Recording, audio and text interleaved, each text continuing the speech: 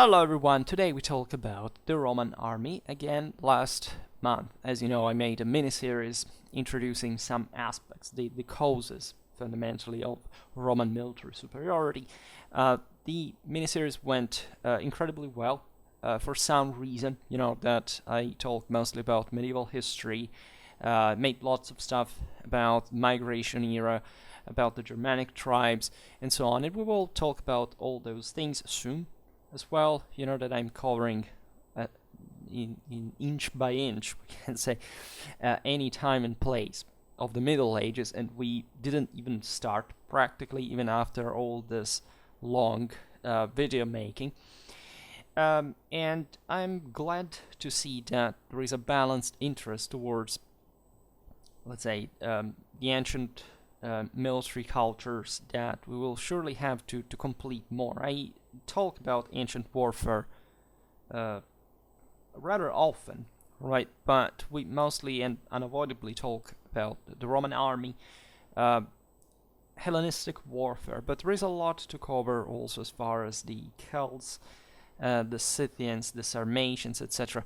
are concerned, about the Germanic peoples, right? That we began to discuss with important intensity from, say, a couple of years to last year.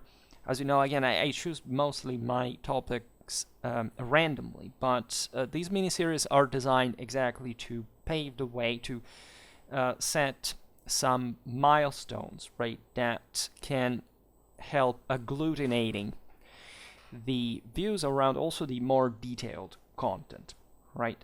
Say, about the Roman army, you talked, for example, about the Symmachari or Gallienus field army. So these are all, in fact, very important topics in Roman military history, but they are somehow still in relative detail compared, at least, to the rhythm which we address these topics at a time. So it's important to draw attention towards the channel just by also making a bit of a, in fact, of a premise, of an introduction, of a foreword, with a method and dialectic that can, first of all, get the core things straight, right, and avoiding, let's say, taking some different paths in the interpretation of, in fact, a military history, military cultures, armies, etc., that, as famous as they are, as the Roman army can be, and for how many videos are made out there about that, but that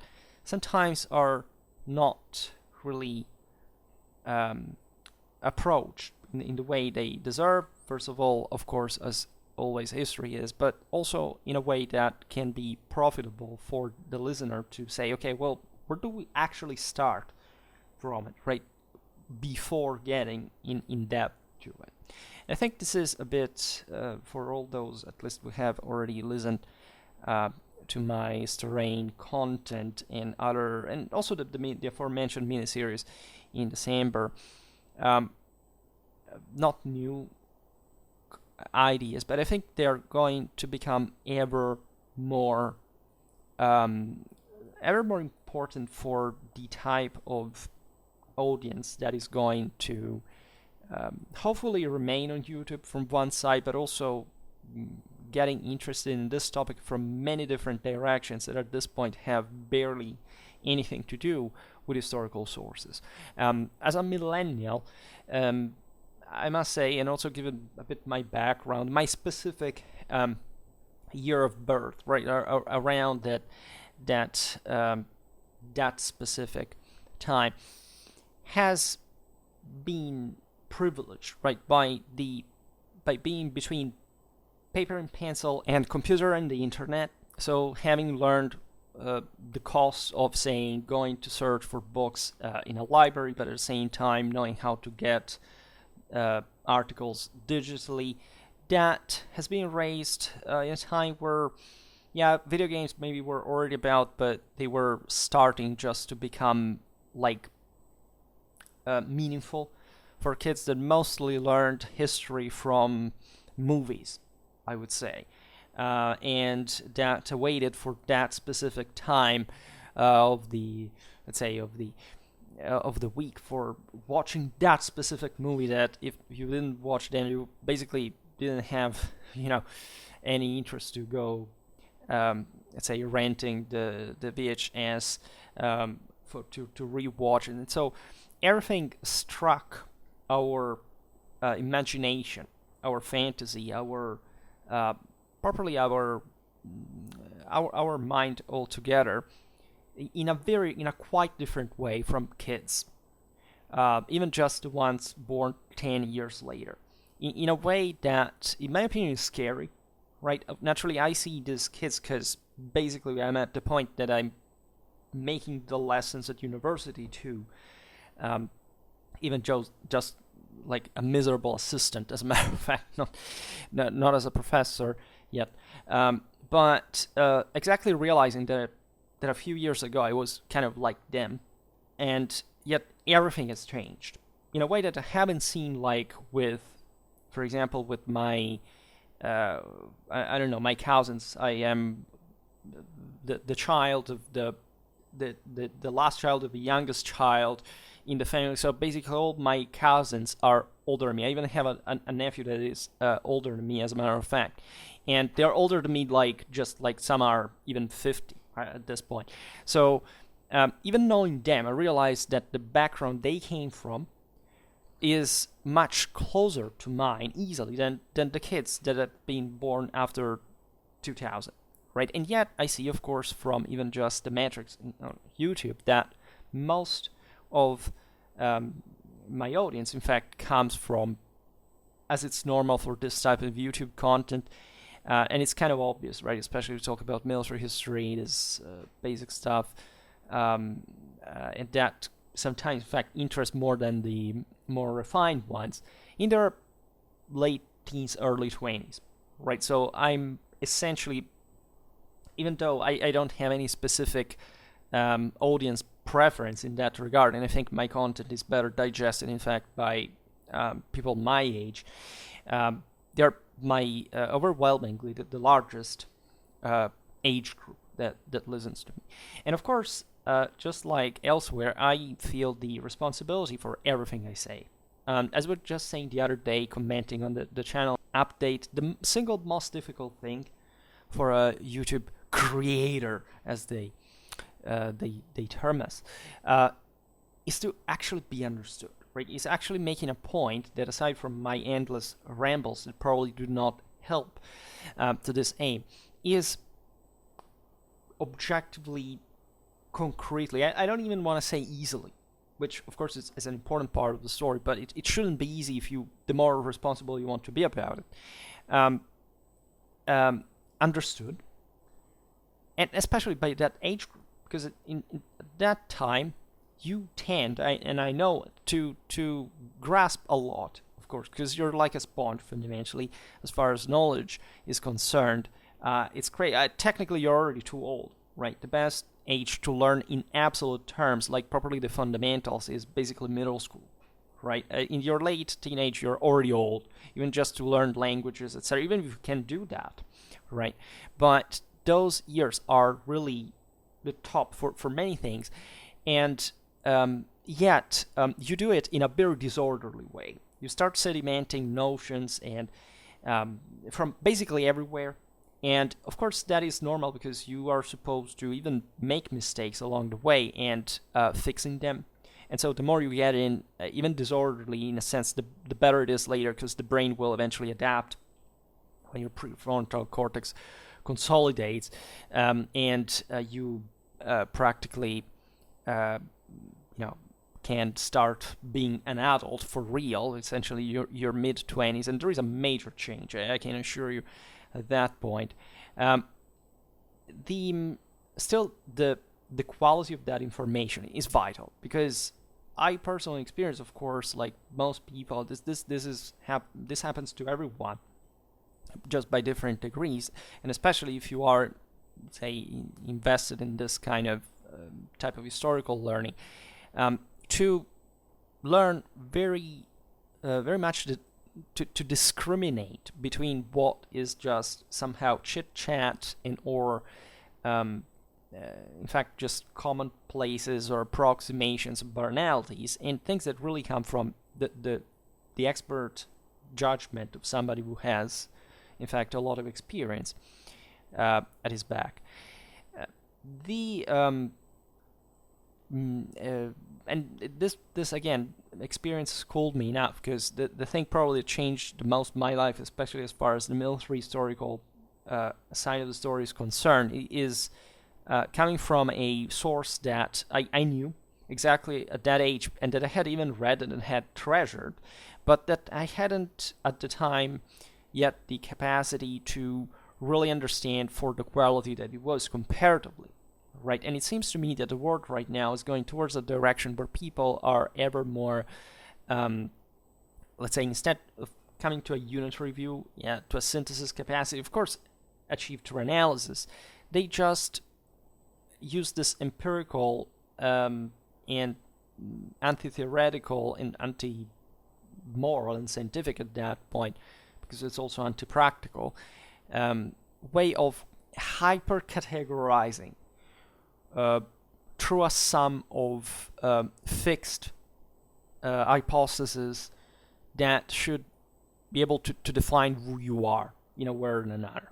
Right? It's another way of saying identity politics, fundamentally, but this is where it gets down to, right? Stopping to those boundaries because you have been told, or you convince yourself that you are in a certain way. It's true that at that age you want to, let's say, you identify very much with things you do, tastes you have, in fact, dumb ideas most of the times.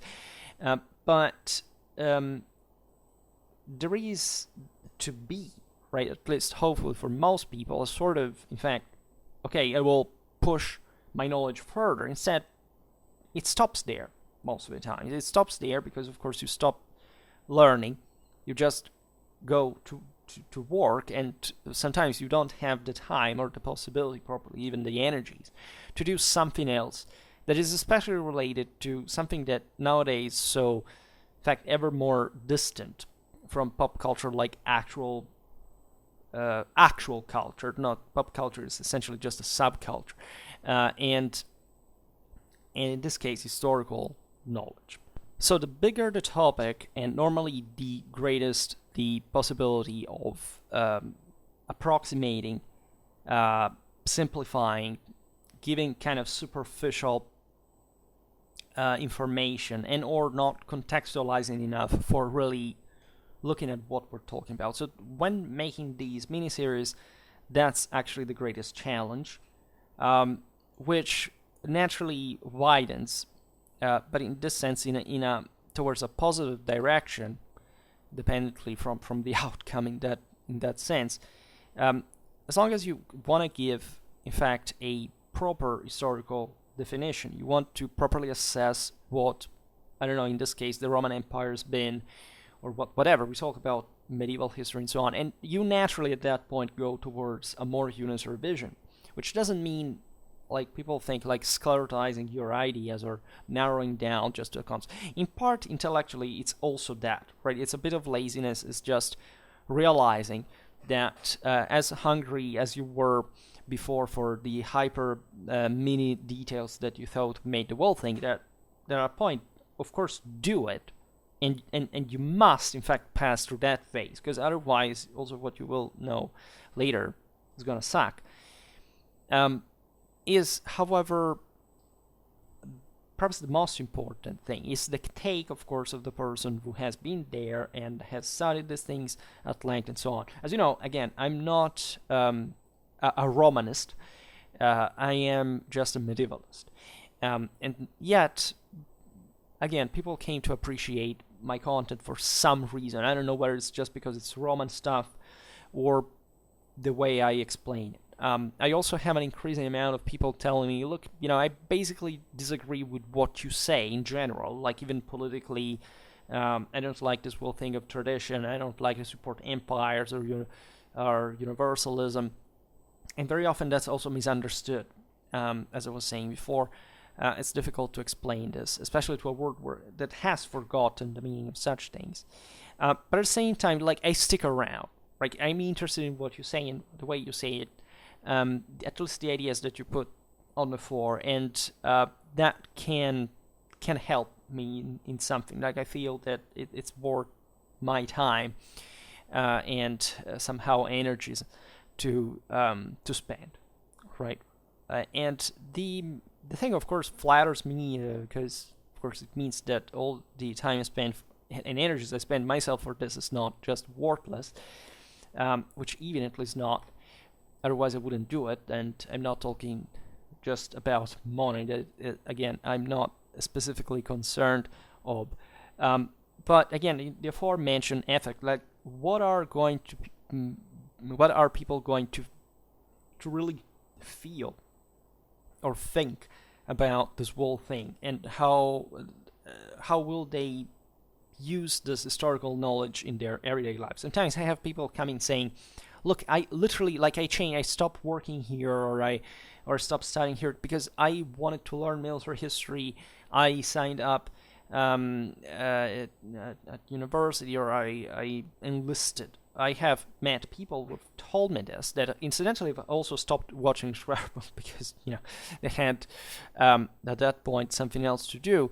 And I think that's also where it goes, because at some point you get tired of YouTube channels per se. That I have a bit longer term perspective than the average, even regarding what I'm going to say in this channel. And this is why I'm making these videos here, because as I was saying before, these are somehow milestones that I can use to anchor the attention of some watchers, to eventually bring them to understand why also the more detailed, deeper, and kind of analytical stuff is important and relevant. I'm not sure how it's gonna unfold, but that I will finally have the time at some point soon to talk in detail. That will not be perhaps a series, it will be a sort of special stuff, but it will be rather frequent, about Roman archaic warfare, right? Which is a topic that always fascinated me. Arguably, I began to learn Roman warfare in my life mostly from that perspective, because of course we all watch movies and video games that are, I don't know, based on the early empire, and so it's that specific picture, right? And of course there is a sort of it's like just for the Celts, the Germans, and also the Romans, or any other people that is getting popularized through those means. I think sometimes it's just about the aesthetics, right? It's just about these hardcore values that you can somehow bond with, but it's not history in the measure that it doesn't really tell you how it was done and why those things came about in the way they did, and how the thing did actually work, which is a huge challenge to explain. Because again, a historian can be very skilled in saying, okay, well, let's study how, I don't know, the permanent character of the Roman military increased during the first centuries BC. And you get there with sources at hand, etc. But then, how do you even explain the fact that Rome rose at a point? How do you even comparatively explain that? Like, what were other peoples doing comparatively? What is that brought them eventually to be conquered, incorporated within the empire itself? Of course, as a medievalist, I'm very concerned with what also Rome left, and that we have somehow erased even from our reading of the Middle Ages in that imperial, universal, and properly Roman at that point sense. We've seen it very often, especially talking about Ottonian history and more, because that's even more complex. And that's in part also why I am a medievalist, because of course I didn't start to study the Middle Ages just in that key, right? I started being a bit more structurally oriented, just like for the Roman army. I know that there are even channels that are called structural history that show you how the Roman army was exactly this at this given point, at this date, and then this changes, it was structurally in this other way, in structuralism and all this thing. As you know, I'm anything but a structuralist. I studied too much medieval history in continental Europe to be, as a rejection, right, to structuralism. So naturally, I know how important that is at the same time, because there are many misunderstandings regarding also what historiography has been actually about. We always tend to extremize concepts so that we can make our own more easily, but it's never quite like that. It's always both things at the same time. And that's also, in fact, what traditional religion fundamentally was pointing at quite clearly. The point being that there is, in fact, the necessity, as we said, just for essence and detail, but also for, I think, a lot of care towards the process of learning per se, like a lot of discipline, a lot of commitment. You can't just approach these topics by saying, well, I will even watch Schwerpunkt that claims to have all this great, gnoseological approach, at least, and because whatever he says is worth listening, and I will just stick to him. It does start from stick to Schwerpunkt to of course approaching things the right way, right? But it must start also from the awareness that we should learn things from actual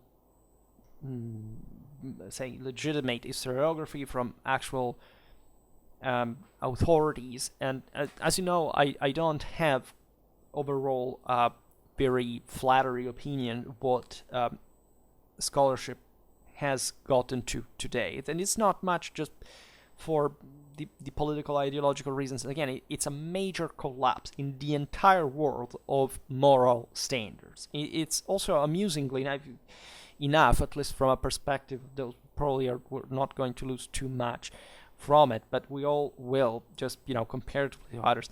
But it's properly a matter of already knowing what happened in the past by a certain degree, even in the Roman Empire at some point, but practically in any society. I will not discuss this aspect because it seems too historically philosophical for my tastes, and especially for my time today. Of course, we can't keep the conversation up and open, but the point being that we have to be aware that history is not just what you are told specifically, but also, of course, the research process that stands behind that, and this changes continuously.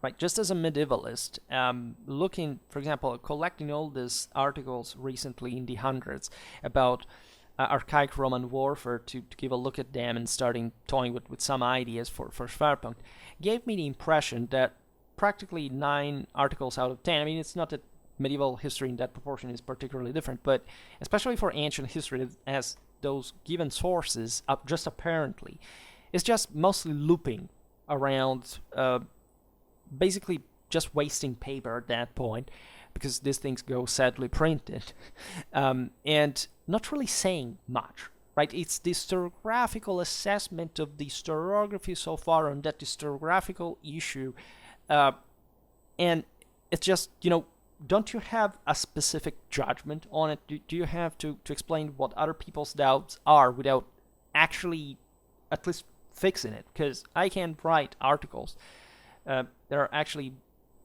dramatically more complex than those, just, of course, criticizing what are the mistakes. But my point as a historian, it's obviously eventually explaining what the hell happened, right, and making my own historical deal about that personally, like that one who started talking about that for the first time or explaining that for the first time. That's very important, and you can always do it with history. It doesn't matter how relatively few sources are in the ancient world, how much has been told about the Roman army already. There is always room for a very important amount of innovation, of further analysis, of, in fact, reconsideration of certain aspects. And of course, this is very easy to do, especially in the aforementioned time of, I would think, moral scientific collapse, exactly because of this stagnating kind of looping cycle, and also because, after all, we are provided with ever more stuff, and if you come from an unprejudiced background, at least a relatively unprejudiced one, you can, even just from the outside, like myself, like looking at these articles, wondering, why is this like that?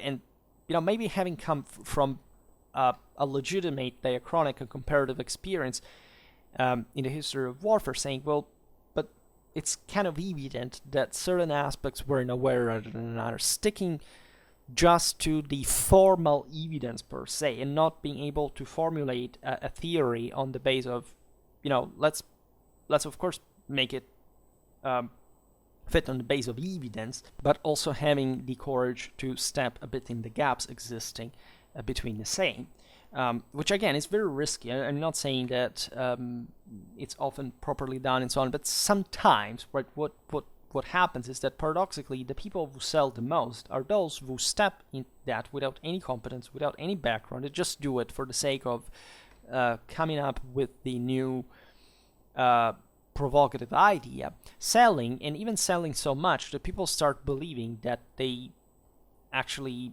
know so much better, right? How overestimated is Kagan?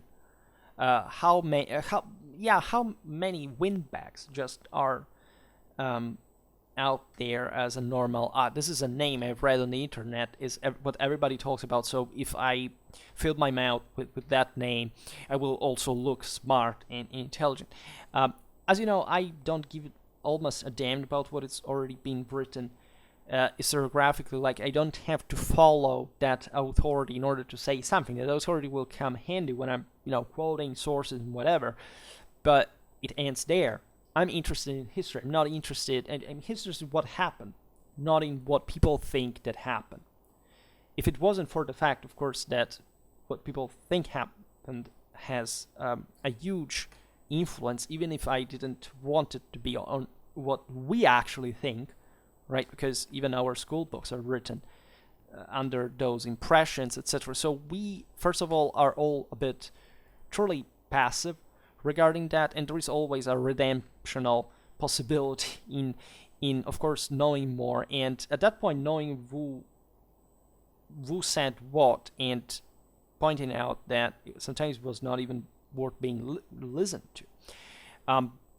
Okay, this is getting a bit too polemical and also long, but talking about the Roman army in, say, 1 millennium of her history is somehow a very arduous task, exactly because of the reasons that I told you before. This mini-series will be about, in fact, all the we'll start from archaic Rome, then we will look at the Middle Republic, then the Late Republic and Augustan era, then the early Roman Empire, then the Late Roman Empire. Likely, this is going to be the thing, and we're going to outline fundamentally what are the major features, of course, characteristics and even traits properly of the Roman army at this point, and of course explaining also what are the political social differences that brought to such transformation, but hardly wanting to stress that this was somehow chameleon-like thing, right? The saying von Clausewitz says that war does take this this trait, of course, in the subordination to the political objective of the same, but as an instrument of politics, in fact, and nothing else, and as a political act, like war per se is. I think starting from that concept is crucial. In many ways, we could even use contemporary examples. In fact, we will have also to start talking more about contemporary warfare. But as far as not just the Roman army, but the ancient world is concerned, of course, we have also to realize, as I was telling part already in the aforementioned mini-series, what is that we're looking at when talking about single armies in a moment like the Iron Age, right? What does it actually mean to be different? What does it actually mean to be a military system rather than another, right? Because if you, again, according to that, say, post-2000 mentality, as we were saying before, it's mostly a matter of, they somehow happen to be so. Or at least, obviously, yes, I can distinguish the fact that the Gauls fought the way they did because they were essentially a tribal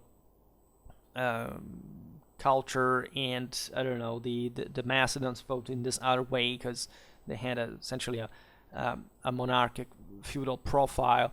But there are lots of course, in-betweens that depend, first of all, not just on the radical changes of these polities, because we somehow have that impression that the world changed too much compared to what it actually did in the essence, especially from a political, social point of view, even a cultural one.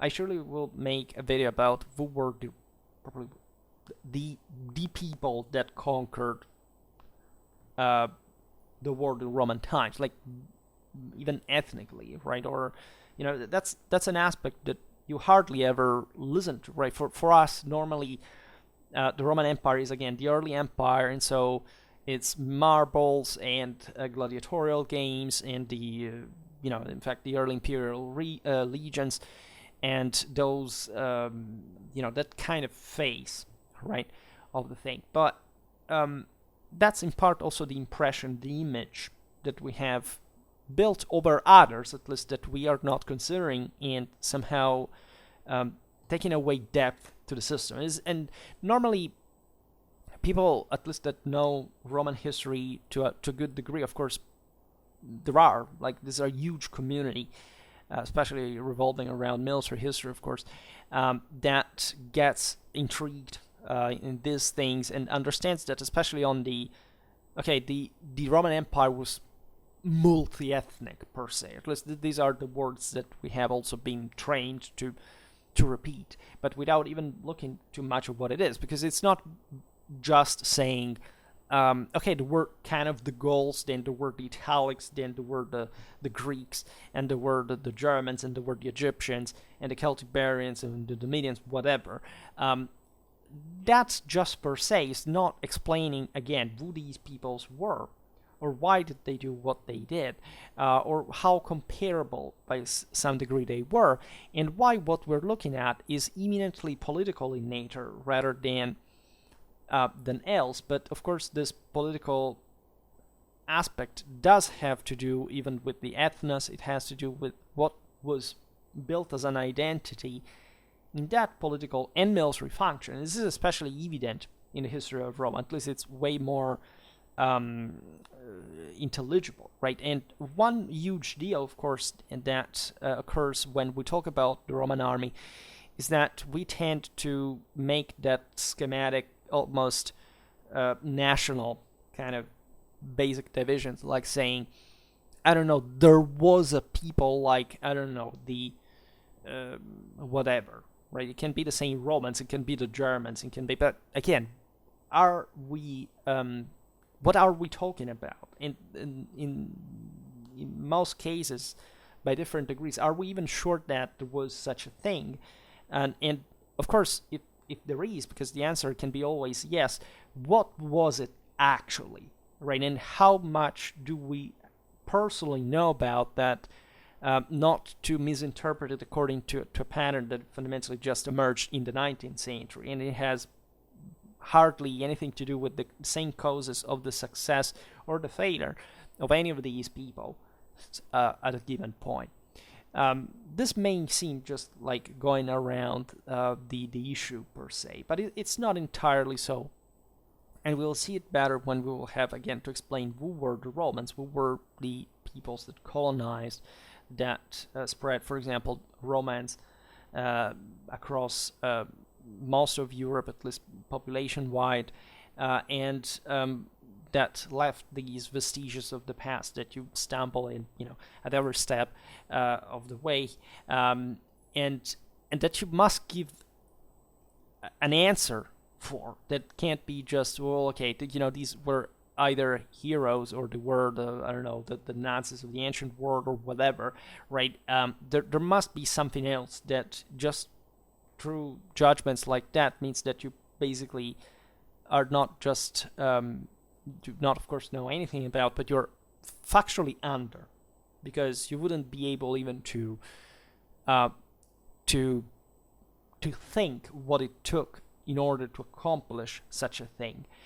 And in fact, this is mostly the attitude that I get from, which is ridiculous in my opinion. I mean, this I've always thought it was telling the truth, but this realization that moral standards are different, essentially relativism, by saying, just because there were different times or different places, it's different, and so you can't even judge it. And secondly, that if you instead decide to judge, it's just like, these guys had slavery that of course exists all over the world, in systematically and homogeneously, and so I must hate them because they have to act like the pure person who who needs to think that is better than somebody who lived 2,000 years ago, for some reason. And these attitudes are, as you understand, sometimes even conflictual with each other.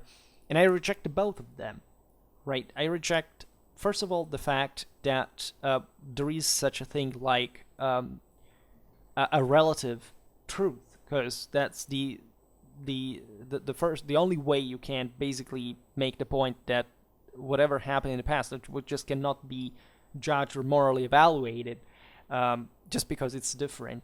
And in what does it differ? And why, right? Because normally I never heard eventually what's the explanation of that. And from the other side, saying just because these people, conquered another, just they sucked. Leaving aside that every people at the time existed exclusively because they must conquer the other, just by full ideological identity and at the root core of their entire ethnos and their entire culture, and not even in that case having ever explained why they actually did that, and how we could be clamorously wrong basically about everything nowadays, or at least not even making the effort of being right or wrong, and thus unavoidably falling into complete insignificance and misery and irrelevance. This is one big question that every time we even look at the various reforms, at the various changes of, in a topic like the Roman military, must be highlighted, because I could even expand this topic to like how literally we come to learn of these things. Like, for what is for you, I don't know, the Marian reform, because I think for most people the Marian reform is just something strange that they have seen in video games, that they think that at some point the legionnaires changed their weapons because some general came about and decided so, and they go by listing by heart the differences, the alleged differences in equipment that this brought, and trying to explain why this made the Roman army the greatest thing ever.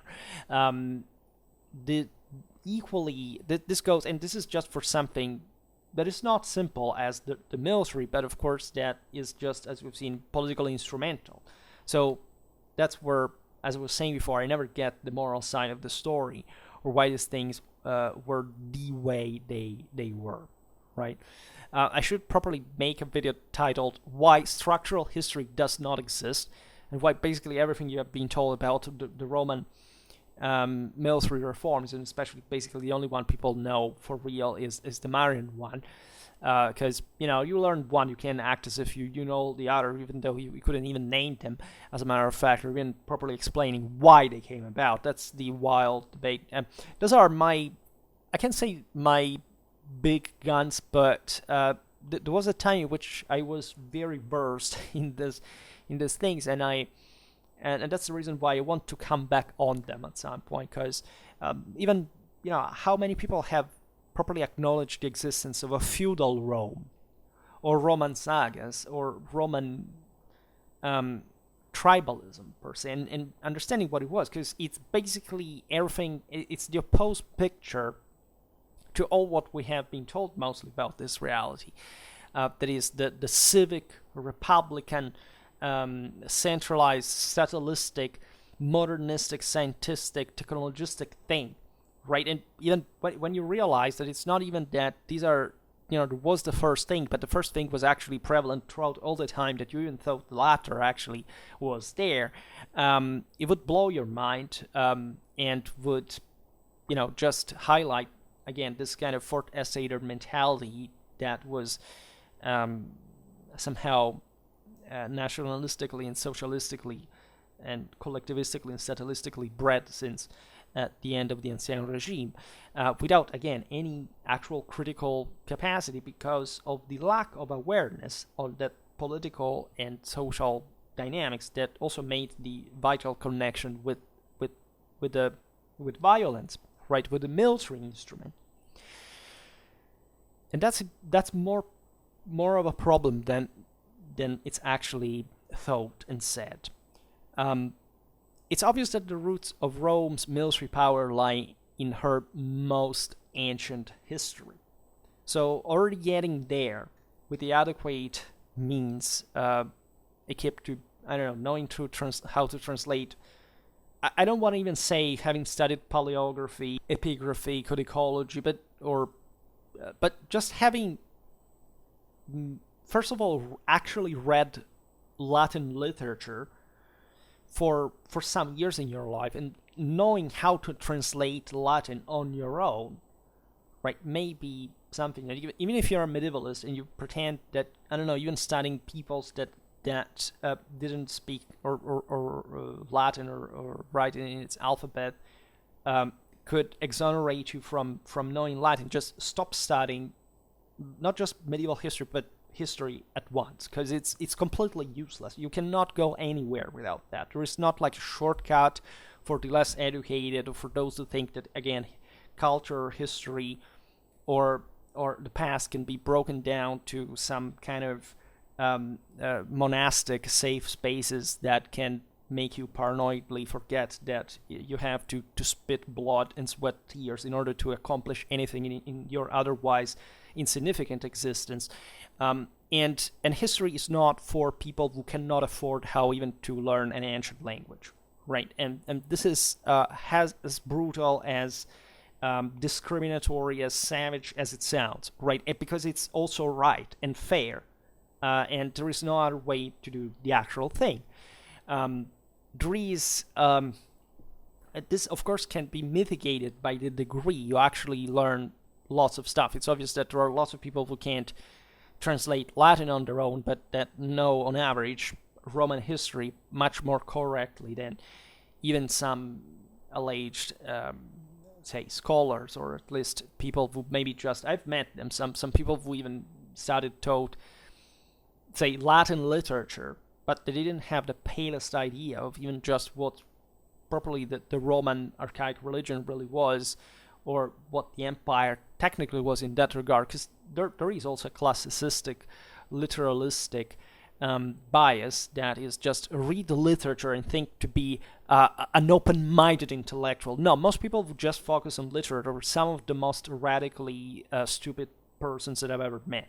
Right, that's just very often a leftistic bias, very often accompanied with this idea that if you just buy the idea of a thinker, you are somehow cultured. No, culture has something. Even if you just knew what the Latin etymology of the term meant, that is perhaps not literally opposed to this concept of knowing or learning, cultivating, but you know that even just in the semantics of it, doesn't have properly the effort, the fatigue, and the merit, the reward that term really expressed in Latin. And it's obvious also that if you have any prejudice, generally speaking, against, like the aforementioned ones, against a people or another, this can go in both ways. You can be a Roman fan boy, just like a Roman hater, you go nowhere, right? Because a person who treats cultures, peoples, and countries historically in this way, and this has nothing to do with condoning anything for that matter, but simply, again, doesn't have the cognitive intellectual capacities, at least enough developed, to even address like a basic, say, history manual about any of these peoples at the first year of secondary education. So, and this is reflected, of course, by the complete lack of modest for just bringing in a bit more of Latin stuff, just anecdotally, of course. Because if you really approach that historically, what are your chances to understand anything, even in contemporary politics? Right? Because, again, this has nothing to do with you can absolutely despise people's country and culture. There is nothing wrong with that, right? As long as you're right in doing so. And that's exactly what history teaches you to. Not to make moral relativism. If you make moral relativism, it means that you basically do not know history. And you perfectly know that. That's a trick that, everybody knows, because we are already been there. And you don't fool anyone, especially the ones who are going to examine you in that manner. So whenever we talk about this, the Roman military in this case, but again, this is valid for any other, right? We see, of course, the legions fighting everywhere for centuries, evolving apparently and changing apparently continuously, right? This is true, right? Sometimes they did undergo even radical organizational changes. However, while again these differences must be known, and these are usually the ones that you learn the first, like knowing what even just again a legionary equipment looked like over the centuries, and that kind of more visual graphic stuff that is literally the easiest, because you can learn it even from a video game, or even just from reading Ospreys, or from watching documentaries, etc. Okay, documentaries very often are not done the way they should be done. Not even today. That's the paradox. CGI, etc., doesn't actually make anything more realistic, apparently. And people actually believe that because they must believe that it takes that few to learn anything. And of course, they fail completely and they become actually ever more ignorant. There's always, right, the maintenance over time, the constant maintenance over time of very specific characteristics that made certain fundamental military principles concrete on the battlefield. And the reason why this is the case is that there are universal military standards. Other thing that tells you that you don't know anything about strategic culture is stating things like war is never the same because it always changes. And so you have to adapt, right? And the thing there is war always changes for the mere fact that it's fought everywhere in a different way. But it's not because there is a literally metaphysical concept at the root of it that is not just, I spotted some pattern here. Maybe we can make it theory. It's literally, again, if you don't study that and if you don't acknowledge that, it literally means that you do not know how to war. And I literally mean it as somebody who studies the art of war for a living, and that literally reconstructs how armies actually fought on the field, but also in that sense how often were they fielded and all this stuff.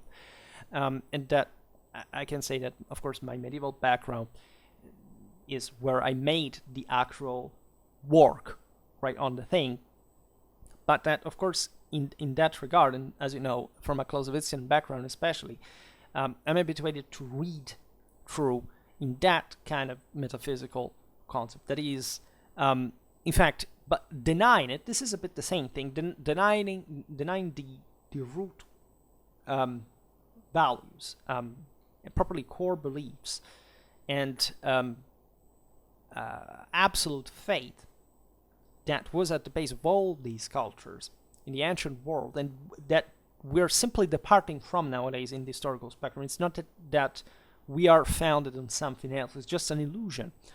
that we are, right? That we need to stress, because if we actually saw what those that will belief really was per se, we would absolutely freak out, and we would probably be able to accomplish something as great as it was done.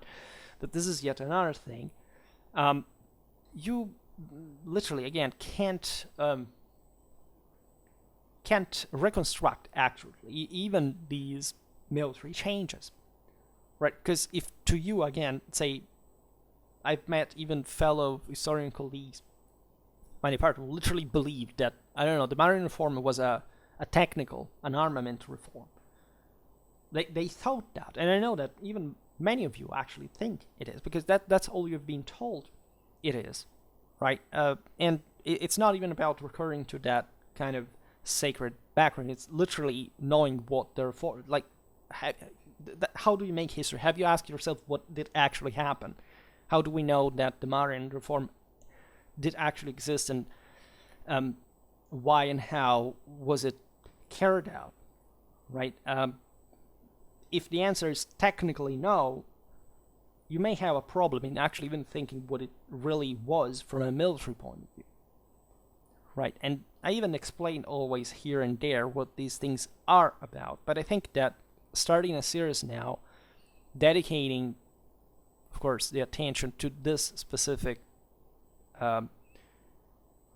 dynamics can be very, very helpful as a point of reference. The origins, I think the genesis, the background, the context, as always, is crucial for anything. And in fact, as a historian, there is nothing more difficult than deciding where to start from, which at some point can also be arbitrary, but it's still always influenced by some degree of approximation that you have to motivate, if not to justify, as a matter of fact, because again, even what you write in history like that can influence people the way they really think and approach, and committing the same mistake blindly. So Rome derives her name. We don't know exactly. There are multiple options, but the most prized one is from Rumon or Rumen. That is the archaic name of the Tiber River. There are other etymologies, such as Ruman, that it would be the essentially the breast, the idea of the height, right, of the hills on this, that were much higher, of course, than what you can see in the today after millennia of urban certification, but they were pretty steep, as a matter of fact, and dominating over these swamps, over this river. In fact, bends in Latium, and that we will see now a bit more how did they influence dramatically even the development of Rome. That could be even the name by transposition of the she-wolf who milked Romulus and Remus, according to the legend. So there is a lot of question, but learning, I think that series, for example, that I made about historical European regions is crucial, as far as you actually learn to see what the places look like, realizing that there is a territory, right? Our internet culture is just, I have the picture of a country with a flag, and that's all it takes to learn. Studying political history with the history of territory, and of course of that territorial domination combined, gives you most of the background you need, or at least properly the time and space where you can see where the thing came about, right? Because this is, again, history of people that were living somewhere and that at some point did something in a way that you must understand how they came eventually to accomplish. And in the case of Rome and her massive territorial expansion, I think it should be pretty obvious, but we're still seeing that the moment of the origins, the seminal moment, is somehow overlooked, right? That's why I want to talk more about archaic Rome, because it's in many ways it's mind-blowing, not just knowing the places today and what you can see and how it was before, but properly because everything was really molded there.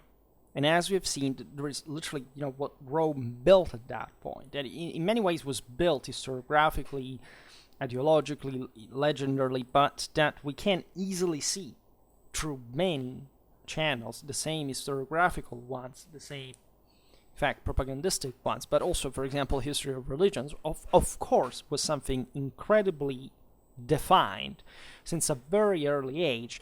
And I made a video on that. If you go especially in the Indo-European religious history playlist, you can find different stuff about, and we will surely come back on religion unavoidably, because all was founded on that. But again, starting from that is in general is crucial, because they literally began to conquer, and they wouldn't stop if not after 400 years, having expanded on 3 continents successfully. So this is and even managed to maintain that for yet another very long time, and through enormous risks and perils and dangers that were the highest, of course, the earlier we go in time.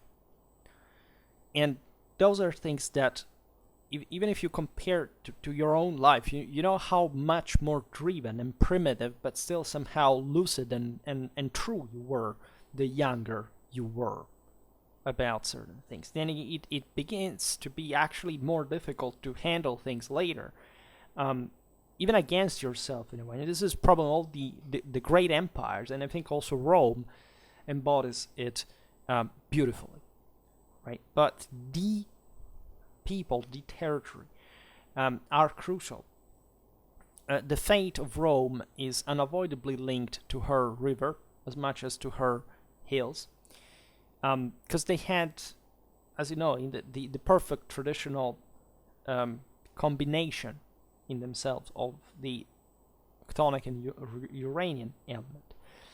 The waterway that fed literally the masses that the Roman nobility managed to eventually redeem through especially what we call the Servian army, that was actually something started in the 4th century.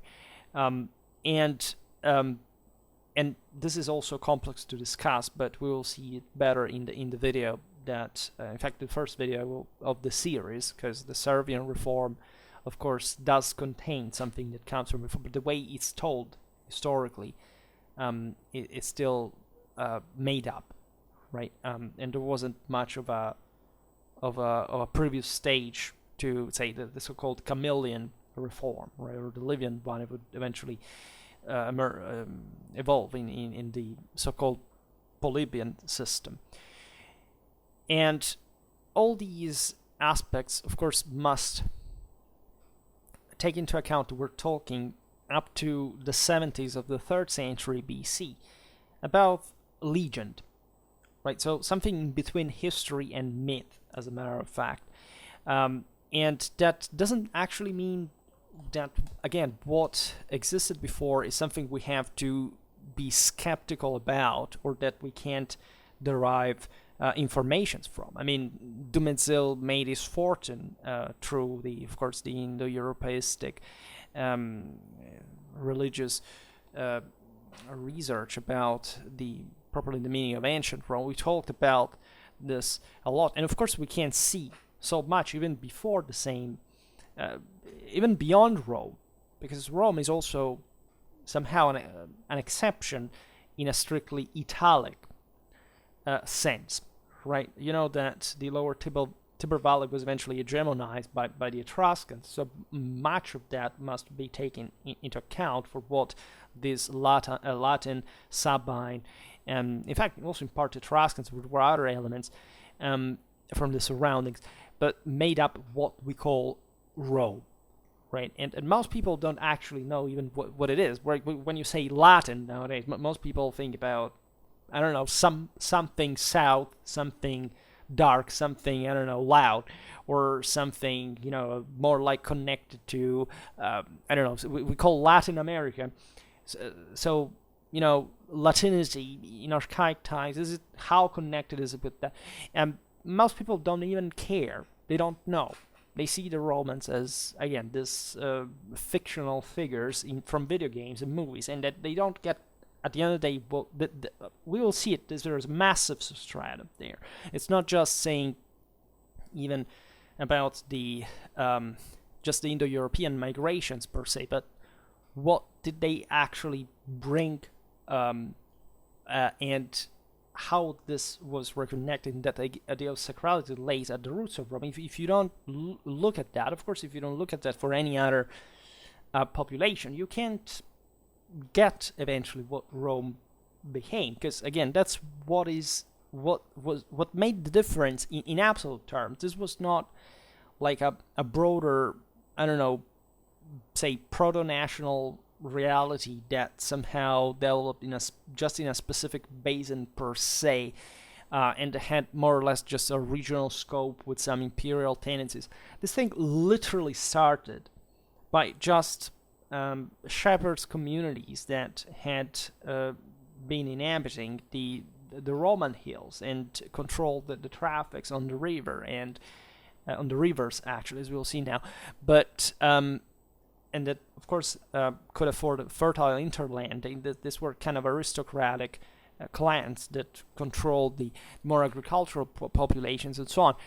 So much of Rome starts from a dimension that we mostly are not much told about. I don't like, as you know, any form of cinematographic reconstruction. To me, the only way to talk about history is making history, not okay, let's see how much we can rape historical objectivity that we can't tolerate before we grow accustomed to better artistic tastes, by the way, because at some point I thought that artistry had also not much to do with historical reality, but it's not just like that, right? You know, you don't have to be the a-hole who points out every kind of helmet that is differently shaped from the ones that were actually used, to when you watch a historical movie, you should be able to go beyond the broader meaning that the authors, the people who were involved, etc., wanted to provide with when talking about a certain reality, right? Even just being not even talking about history per se, but trying to make a broader statement, measuring there how far they can go.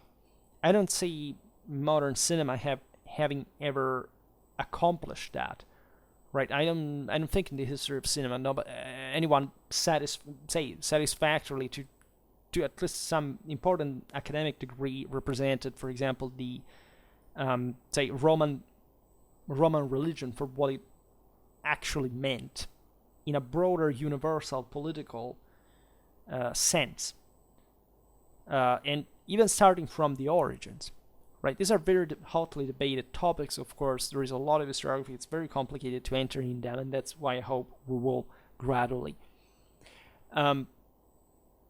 The city is like the Tiber River as a waterway made Rome per se, of course, a place of strategic importance.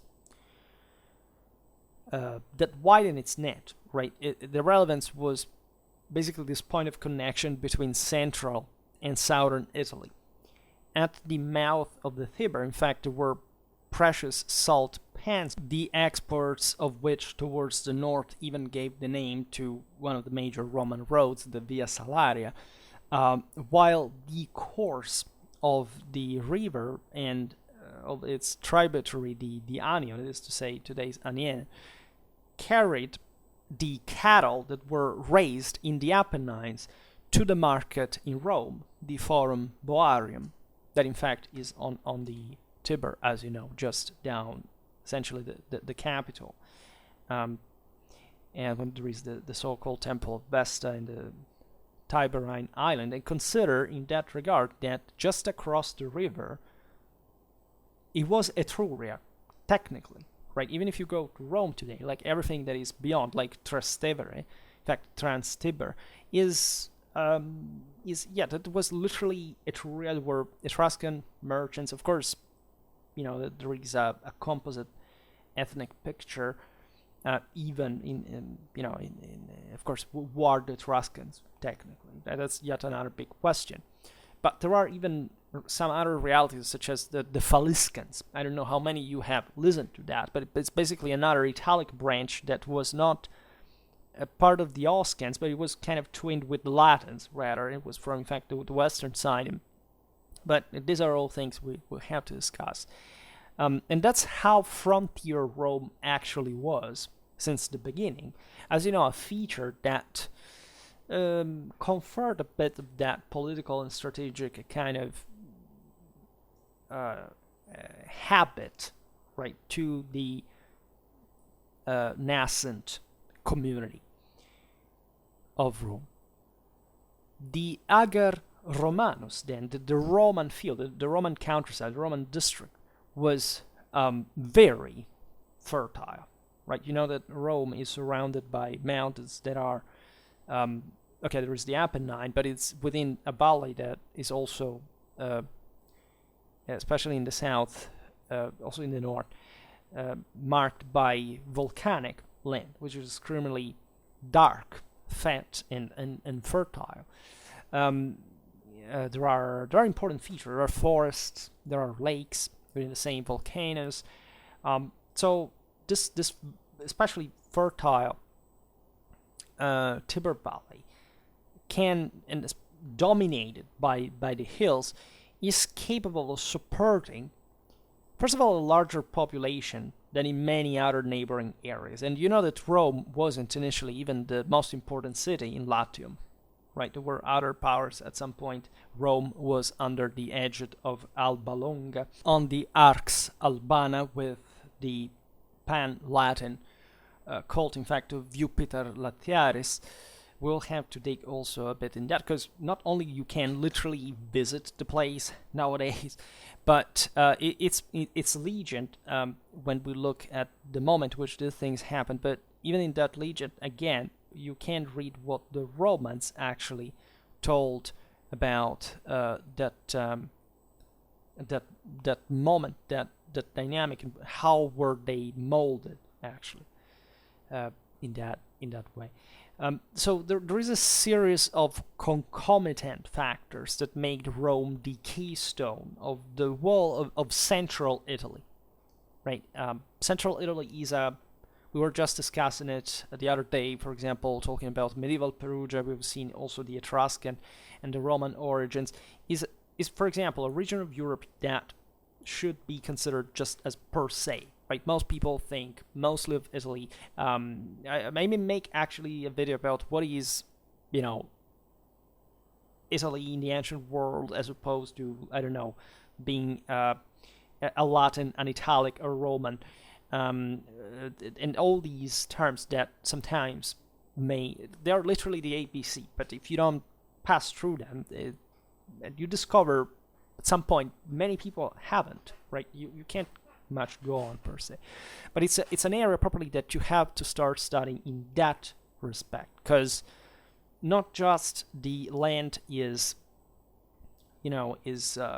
relevant, of course, in today's world as the center of Italy, where still Rome is the capital, and as the country is, say, the third EU military power. It's one of the largest economies.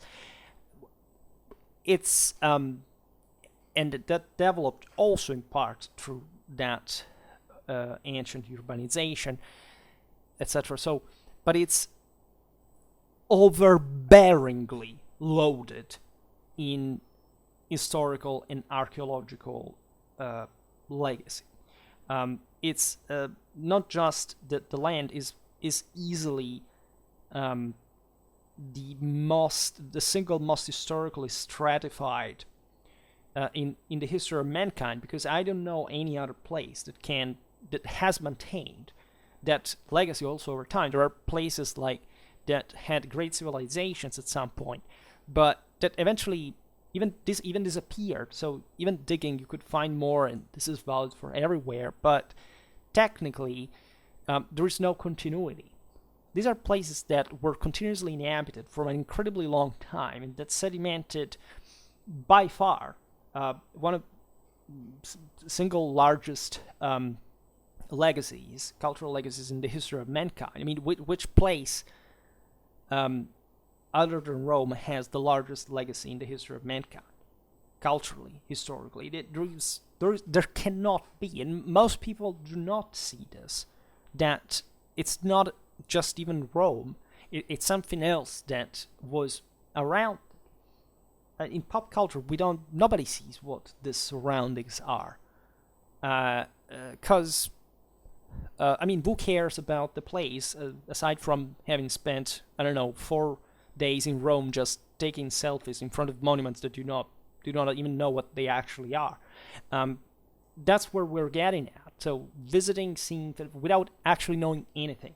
This is also why I make these videos, because, they're mostly European based, but it's probably about the awareness that whenever you walk in somewhere, you cannot simply afford the luxury of saying, well, I kind of more or less know what this is about without a solid background. And actually, it's much cooler to travel when you know a lot about the place that you're visiting. And I know it's a challenge to find adequate information about this, but sometimes, like, I don't know whether anything like a type of historiography, like trying to point this out, has ever been written. Because again, who can also access the history of these places?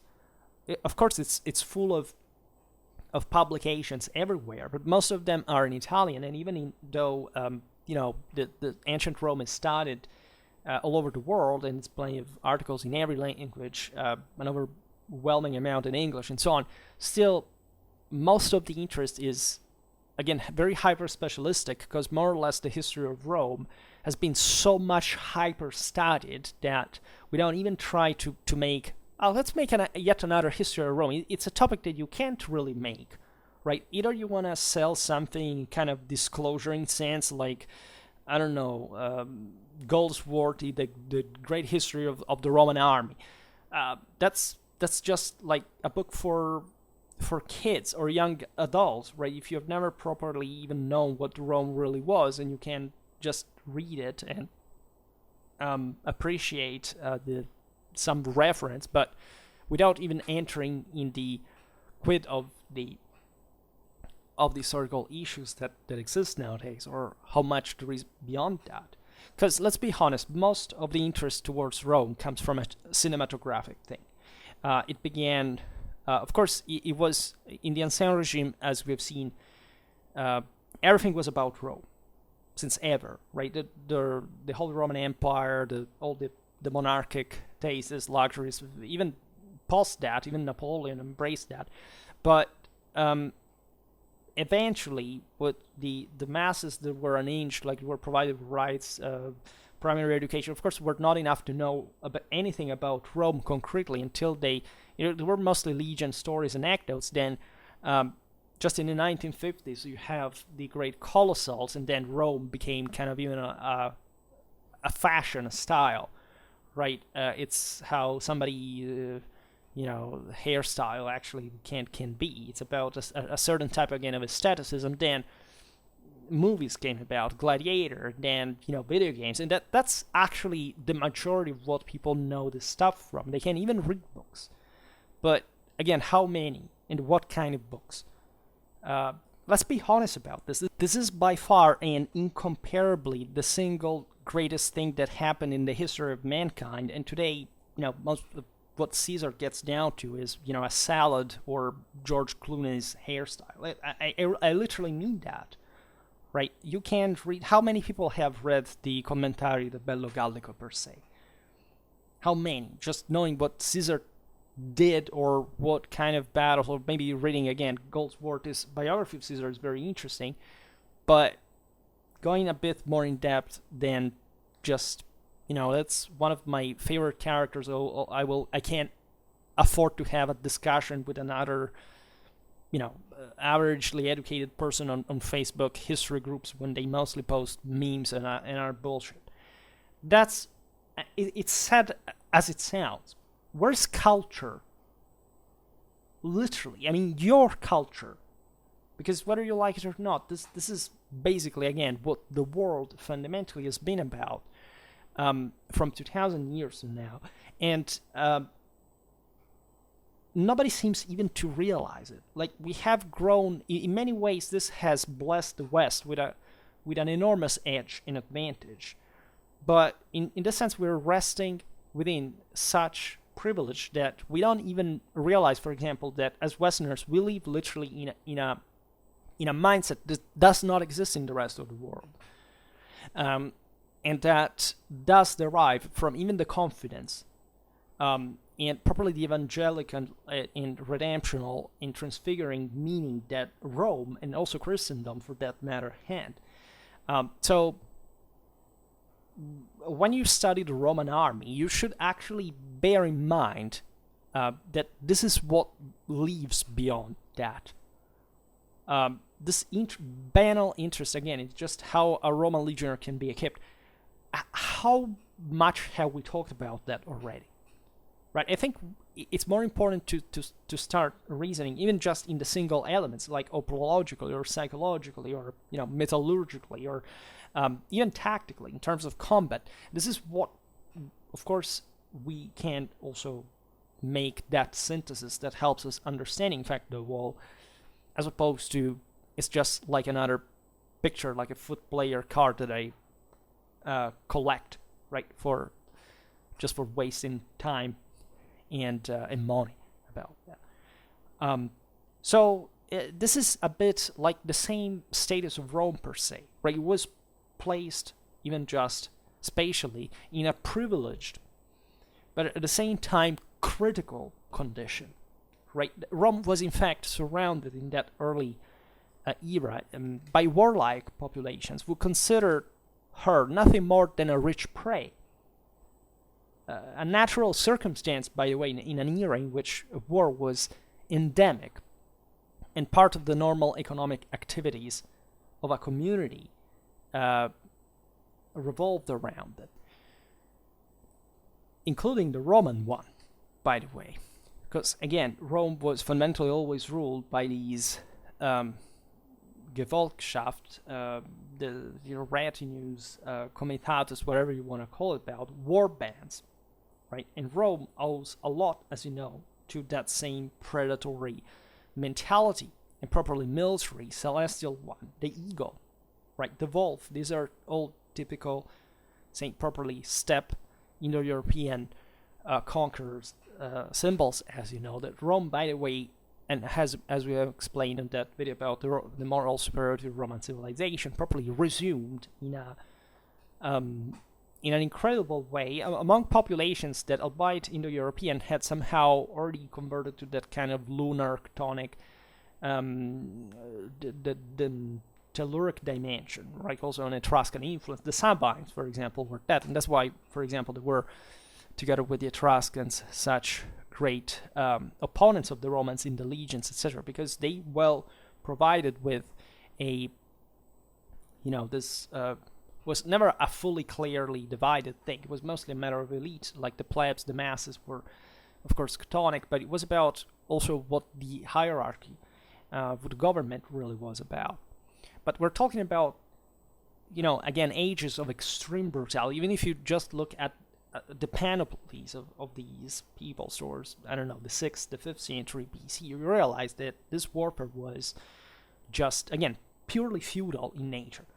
There was a radically exasperated individualism, probably a sense of that possibility of divine transfiguration, that top athleticism on horseback with massive copes, 70, 80 centimeters long, that are perfect to chop like heads, limbs.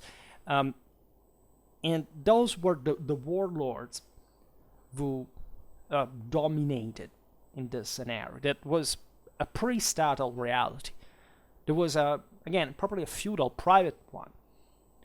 It was just like a giant mob who decides what, who has to rule where, over. There are opportunities to expand.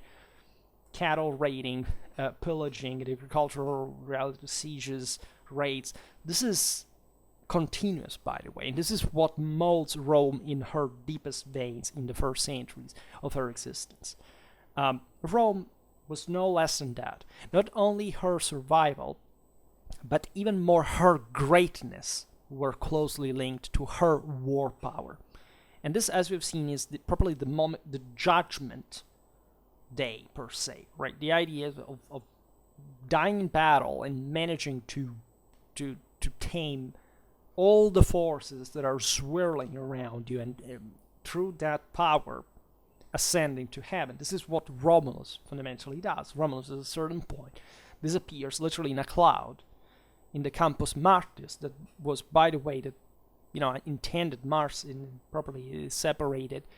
It's a bit like, because the Romans had already split Jupiter from Mars, right? It's as if the furor that Mars instilled, Mars Ultor specifically, was the same furor that Odin transmitted, that provided with, and that fury that was necessary to unleash in order to tame, in order to transfigure the same into glory, to bring you to the skies, right? So it's from these mentalities that, of course, cannot care less about any single trace of human form, because of course anything that they care about is exclusively divine, and it cannot be anything else forcefully. Penalty being massacred and being, in fact, as swallowed, devoured, and cancelled properly by the deities of the underworld, right? Of those who were under, because there were others who were over them by divine right, right? If one doesn't understand this, how can you even think to approach the Roman Empire from, say, this was a multicultural, open, liberal, aside from the strictly racial BS that, just read what Horatius says about dark people. I mean, for goodness sake. That's when I say Latin literature. This is not even the 6th century BC. This is in one of the most civilized peaks of Roman civilization. And we are still fed with this bullshit. This is what I can't stand, right? That there is the entire, basically, history of the West depending on this concept, and nobody sees it. Not even, of course, the people who are allegedly claiming that they are, traditionalist or right-wing or conservatives or whatever, have the palest idea of what the hell it even means, for not talking about how much Catholicism is intertwined with this beliefs, and what Romanity and Christianity actually mean, aside from what you have been told, right? At some point, Christianity arrived, so they changed gods, right? We still are at this level, right, of idiocy and of imbecility, and this is unbearable. War is the way. The Roman nature as a center of communication and exchanges also made the urbs definitely a crossroad of cultures, right? This also weighed decisively on her military organization, as well known. But of course, in a hierarchical, feudal, in fact, imperial way. It was a dominion, right? And Rome was definitely arising from a mingling of different peoples. Mostly, as we've seen, the Latins, the Sabines, and the Etruscans, mostly the first two. There were also other groups. But again, we have to understand them, what they were in a political sense. It doesn't suffice to say, this was a multi-ethnic reality, right? A sort of strength and invocation, right? Managing to cultivate all these various groups. Yeah, but it was not because it was multi-ethnic or whatever ethnic actually means. Of course, these were somehow similar peoples to each other. They were importantly developed and differentiated, given that, the Etruscans had the Decapolis. These were other, essentially, Rome, the Latium was the most advanced Italic area. Then there was this more tribal elements from the interland, from the Apenninic interland. There was much where sea contacts with the Greeks, with the Carthaginians, and more. But the concept being that these were different polities that were struggling with one another. So when you look at this unitary soul and identity of Rome, at the same time that we have explained very much in that term of, you are literally just as those furies evoked, tamed, and transfigured to give more power to me and to act altogether in that munus function of duty and reward. And the Romans were extremely demanding on their allies, the Sulci, for that matter. So hardly like a coexistence based on, there were so many different. It was about diversity, right?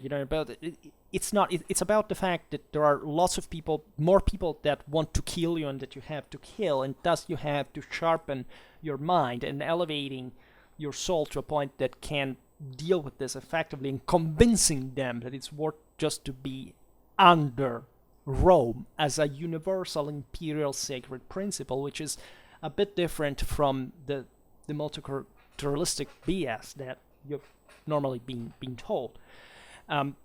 We will talk about that also as far as the imperial times are concerned, because there is no doubt that the elites had a great mobility, and that not just the Romans colonized the Mediterranean and Europe, but the majority of the peoples that they conquered fundamentally remained what they were, right? It was an important, again, yes, Romano-Italic colonization, but when we talk about, for example, linguistic change, well, that doesn't go in a directly proportional way to, say, genetic change per se. So the fact that the Romans were, again, able to make Roman other peoples, and as it happened later, in the same Italy, that, I don't know, say the Germans made these Romans German, and they, actually these populations chose to become one, in times in which, of course, what we call Rome is something else, and, I will, the more I study, as I love Byzantine history, and the more I'm convinced that it actually was Byzantine, and there is hardly anything at this point that can make me come back on track, not because those weren't obviously Romans and they were called Romaioi, etc. Nobody denies that, but there is a reason why we distinguish the two things, that it's obviously an important historical discrimination and watershed that helps us understanding an enormous lot of things, also because, again, Greece had largely remained what it was even before the conquest, as far as the mentality, as far as the culture, the language, in a sense, was. Rome had managed to rule over these peoples exactly because had managed to draw their force, and in order to that, she had to keep them alive, and she had to convince them of her own superiority over them, just to be an empire in the first place. There is no other way, right? And those who can't do it fail. There is a reason if Rome became the empire par excellence, because we don't know any other empire ever since, factually, and in that traditional meaning. And yet this aspect is continuously misunderstood, mishandled, right? Misappropriated at least nobody cares if somebody appropriates them or not, and misused in ways that have no meaning, nor at the time, nor today, as a matter of fact, because it doesn't even correspond to anything that, we can sensibly make function nowadays without the same premises that Rome had, and especially if you constantly essentially misuse the same Roman evidence that they were telling you, look, it's like this, and today you just cancel, right? There are some hysterical behaviors. For example, there are great kind of alleged Roman experts that have gone out there, very vocal, very famous, but fundamentally tell the story in an adulterated way, I would say, in a way that basically tells you everything was cool in Rome because Rome was so multicultural. I mean, at these levels, like Mary Beard, whatever, like even properly the concept of imperium per se is hardly assessed in the heavily discriminatory nature that Rome used and employed. Because if you don't have that discrimination, which hardly means per se anything positive or negative, but it expressed in the Roman case an incredible pragmatism, and one that in fact was rewarded by the evidence of the empire abundantly enough. What is that we are actually doing nowadays, right? As humans, right? As humans, we should just be pretty much concerned about our fallen nature. Does anybody appreciate this fact, right? Does anybody realize that the Roman Empire was established to reverse this condition? Has anybody told you what was motivating them? You know, I like rhetorical questions because I think they should be enough in front of this, right? Or better, we will go much deeper to this, but there is still a way to do it that is the simplest. That is also the most difficult, however, not the easiest at all, as most simple things are. So Rome grew by co-opting, welcoming, and assimilating those who were willing to be Roman themselves, right? So developing essentially an aristocracy that was open to other groups, but which always recognized herself in the founding values of the city, which were imperial in nature. You could participate to this greatness universally as long as you had the merit for doing so, not just because you were different at all. As a matter of fact, there were lots of strains about this in Roman history, because extending rights to the Salci and later to other people was complicated.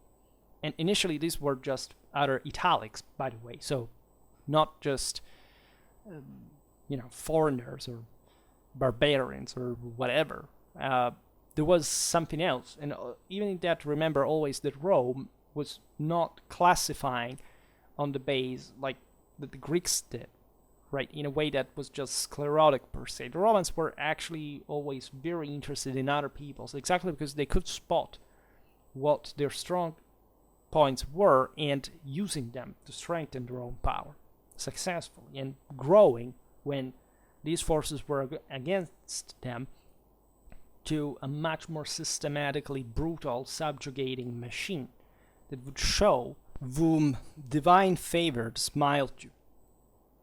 And Rome's trump card in her journey towards hegemony was the great attention paid to the policy of alliances, which over time saw the involvement of other peoples and the sharing of common interests and objectives with them.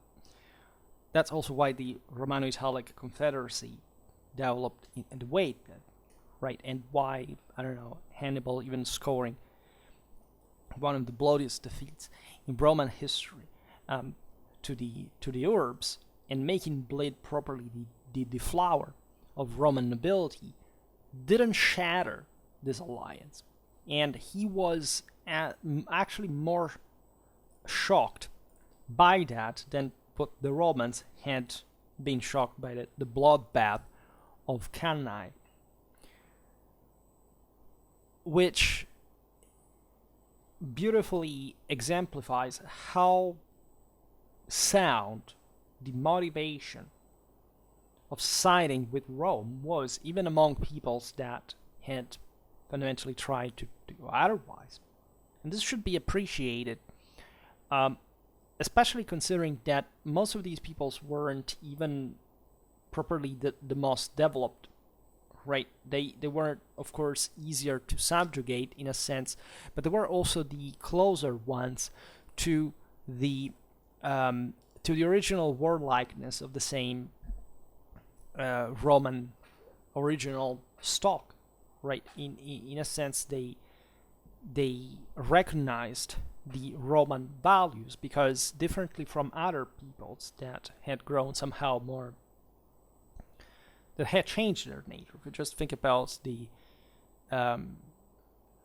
same, I don't know, the Capuan nobility, right? That they had lost that sense, even from a Oscan background. It was quite warlike and also more opposed to Rome, because telling the truth, yes, the Samnites were not even that particularly more developed of an Italic people, but they were advanced, at least as far as their confederal nature also was. And this should be appreciated, right? The fact that in this central and southern Italic Apenninic interland, the Samnites embodied the only threat that Rome actually ever considered worth of her arms on Italian soil, right? Because they appreciated the Samnitic cohesion and resistance and adherence to some, in fact, traditional values that were importantly Italic in nature. We'll talk about this, the sacred legions, the Golden Legion, and there is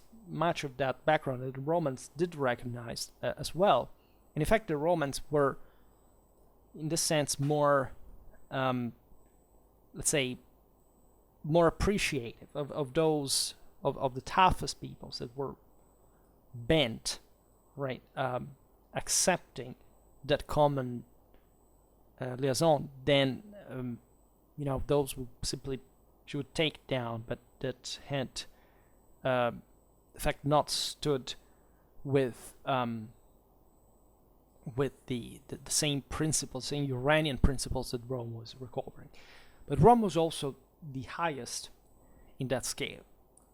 So even the systematic subjugation of these peoples, in a sense, was the same capacity of strengthening her own ranks, given that these were all enlisted, becoming essentially Roman legionnaires. Also, because whenever they were just allies, they still, by the Second Punic War in Italy, fought essentially with same Roman equipment. We know it.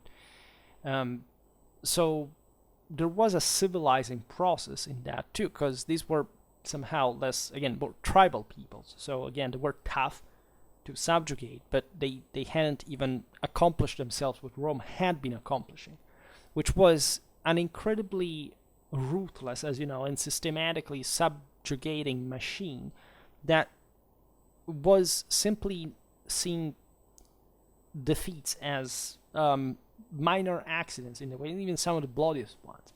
That's why the Samnites could humiliate the Romans after the Chaldean forks and, making them pass literally subjugum.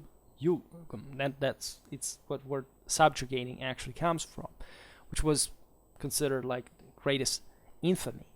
And the Romans wouldn't practically even consider that, because they knew simply that this was just like a minor setback before just steamrolling these people.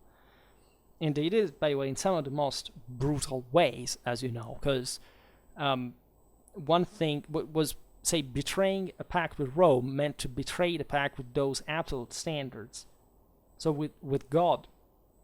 And it could not, this is the actual principle, it could not be, like if you actually had, if God provided you with the same victory that had so far made you accomplish what you did, you could not come less to those standards.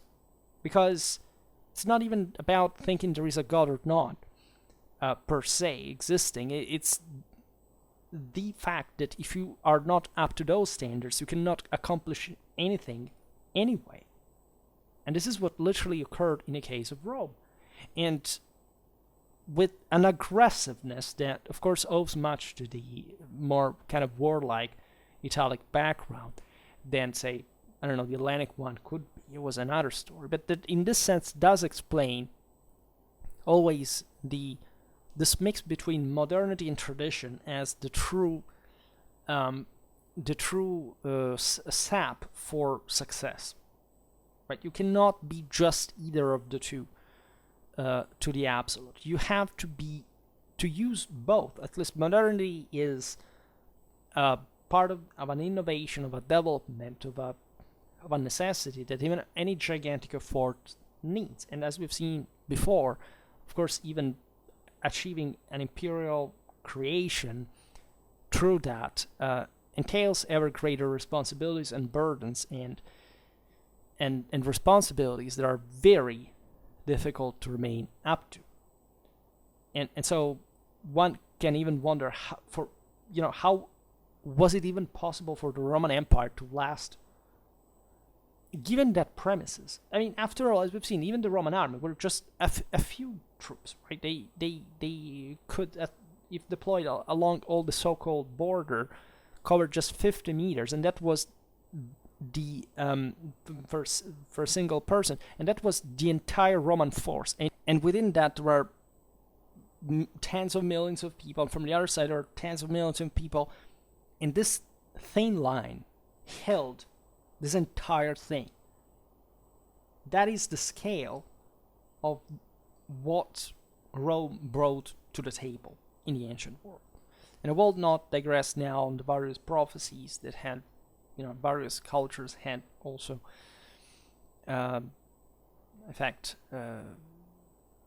eventually to be proven to be real, because that's literally what happened.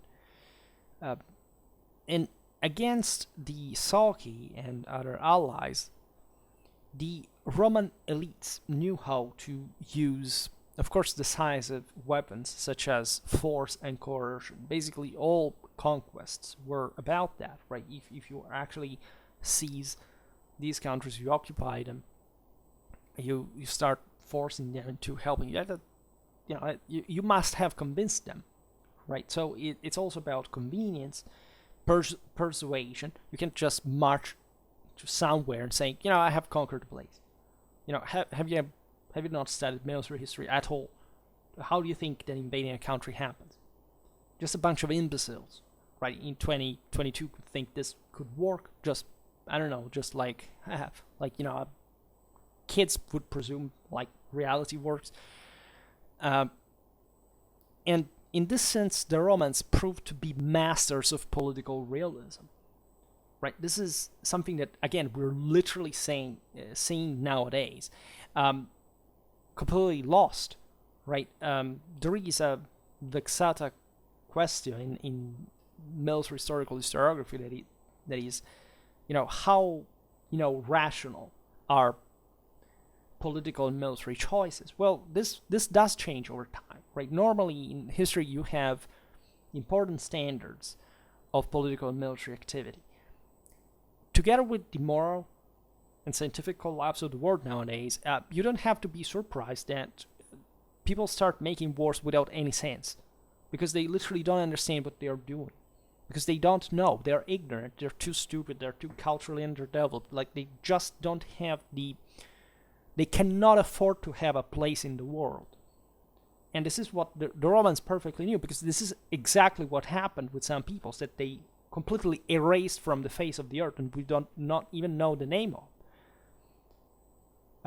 And it turns out that those who, had sometimes even put up a greater fight against the Romans, sometimes even were the most successfully integrated or brought within the Roman orbit in a way or another, right? And so we often underestimate how you don't, again, reason by just separated vessels that, there is, the Roman Empire next door, but of course I'm just a people outside will remain the way it is. We can literally see how even populations that we claim that they weren't conquered by Rome because they couldn't be successfully Romanized with direct occupation. Well, it's not just that per se, right? Because first of all, they were Romanized, and there is a massive development of peoples across the frontier because of contact with Rome. It is true that some realities were underdeveloped, but in this sense, they would remain long underdeveloped even after Rome. And Rome hardly ever even got interested in that per se. I mean, just look, for example, at the Celtic fringe. what do you think would cost the Romans to actually occupy Scotland or Ireland? Right? If they didn't do that, it's not because these places had a greater military power than others to oppose the Romans. It's just because, is it really worth it? This is the actual question that the Romans, and they answered that reasoning coldly and brutally and cynically and rationally, just by saying costs, benefits. Right? We don't need to conquer Hibernia to claim that we have conquered yet that another land, because we already rule the world per se.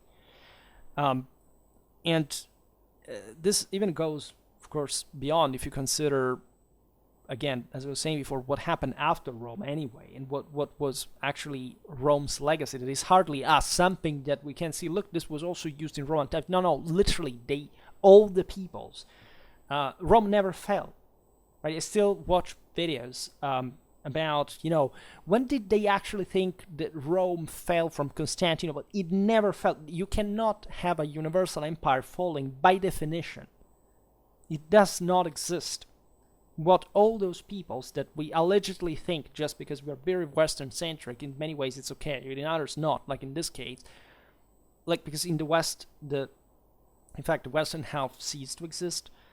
It's not that the peoples living there thought that Rome did not exist, or that they weren't actually trying to acquire, to walk in the steps and to receive essentially the same, even by delegation, by the same Constantinople at some point, properly a Roman power.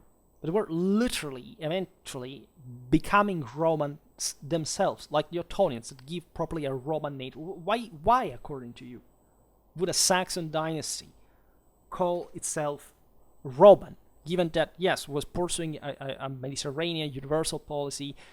Otto III was half Byzantine, and he ruled at some point from Rome, because that's also the most obviously advantageous thing by any stretch of political and territorial imagination, also by the 10th century. But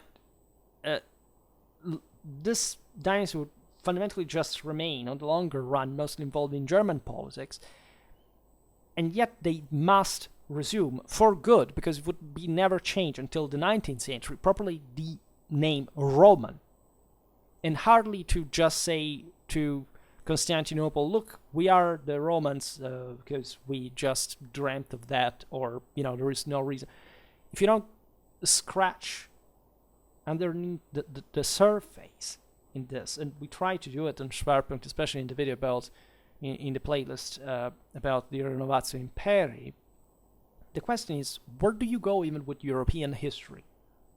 Like, if you have any awareness of that. I could make entire videos just anecdotally referring all the people I talk to and how they see literally their own country, historically, geographically, because you realize people make up ideas in their mind about what reality is. Today, more than ever. And it's somehow disturbing. I don't know exactly what you can think of that personally, if you haven't properly ever pictured the things I say sometimes, but it's a very common disease, right? This happens to anyone. It happens to me as well, right? But history reveals you these things, like, whenever you have a question about history and what people thought of themselves in history, is just look at it. Like, if you don't know it, it's because you don't know it. It's because they, at the time, they actually knew. At least, as always, the common people hardly did. And don't think it's so easy, because they were eventually invested by these things too. But who ruled the world knew it perfectly, much better than you, just like we do now, as a matter of fact, right? Even though you think those are the terrible elites, whatever they are, look at who is that actually rules the world, and not your, again, there's nothing worse about being a conservative and feeling the paranoia within conservatism. And paranoia is the literal leftism embodied, right? What most people think to be right-wing, they're actually left-wing. today, but just like we're talking about a 90-95% of them. And they literally don't understand that, because again, it's as much they don't understand these things from the past as well. But it's all a matter of standards, of quality, and in fact of moral superiority in all these things. How can you understand Rome if you lack any of these? It's or anything historically for that matter. I use Rome just as this more totalizing aspect. And without the Roman ability to create coalitions, thus literally convincing people. And why are you to be convinced at sword point if you are not weaker in practice, and thus not able to convince others to actually do the same from your side? And that's the unappealable sentence to what actually the objective measure of civilizational moral superiority actually is, even if you were 1 against 1 billion, which Rome hardly were, because literally was just one city that took over, essentially what was the known world at the time. So for all those who think that Rome had, numerical superiority, still thinking this bullshit. But first of all, don't you know how military history works? Do you think that victories, conquests are because, there are bigger countries? And even if that was the case, where is this in Roman history? Exactly. Have you ever actually studied any of it? You need to invade peoples that are just larger than you to send an army among them in the first place. Where do you think that, even at some point, Rome sent more troops than what could be levied from any of the countries that she conquered? Do you literally think that? Have you watched Asterix, that I loved, by the way, at least as a child? But, do you think that's actually how the Roman conquest happened? Which kind of comic book have you read instead of going to school? Right? These are serious questions. Because if you literally talk to adults who reason like this, what's the point of these people actually having any civic right? As far as especially voting is concerned. This is exactly what happened in Rome.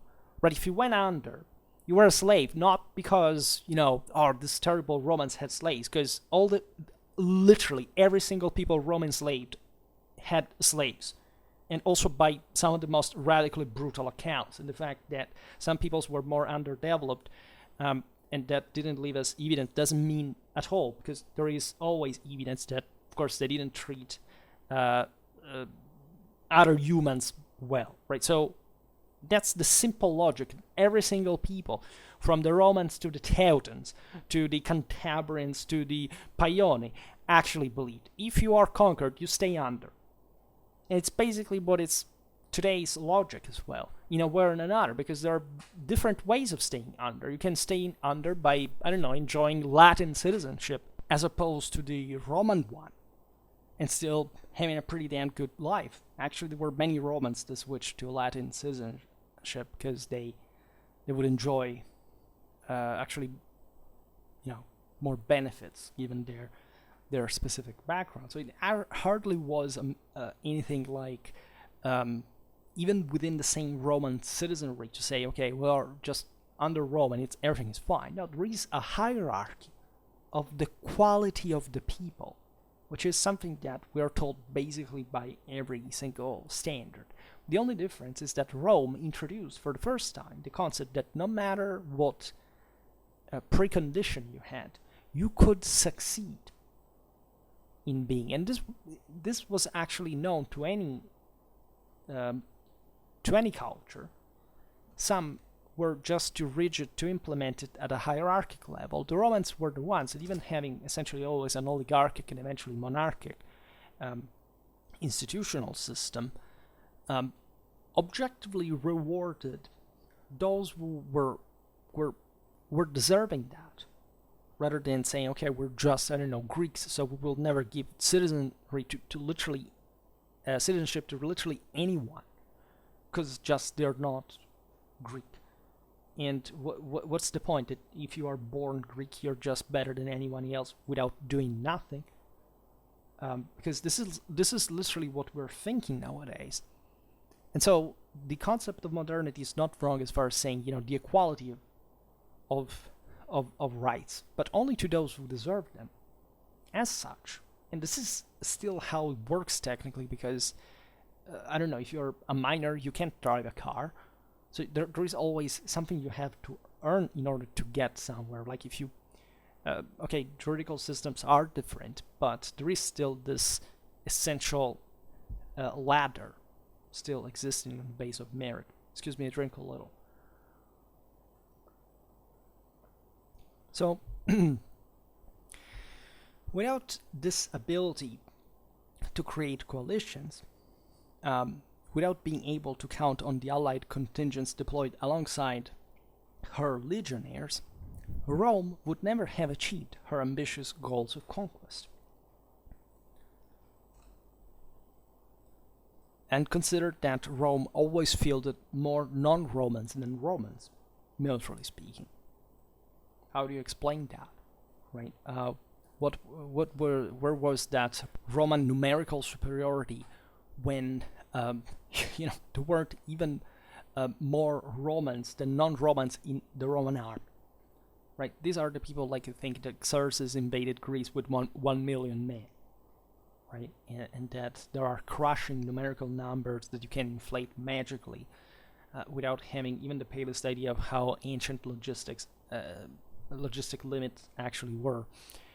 But in the case of Rome, as we will see, actually there was, as in all great armies, a great care towards quality rather than quantity, right? And this is valid for many other peoples, like, for example, the Mongolian hordes. They were hardly actually superior in number to the peoples that they conquered, because it doesn't work like that. Sending swarms of untrained, unmotivated people, any reference is purely anecdotal here, to war doesn't make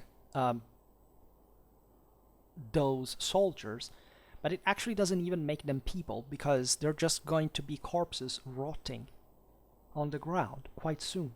And that's how others tend to treat them, especially where you're not capable even to assess the most elementary strategic ratios of strength in that case. But there are many others for that matter, and we're talking about essentially a moral dimension.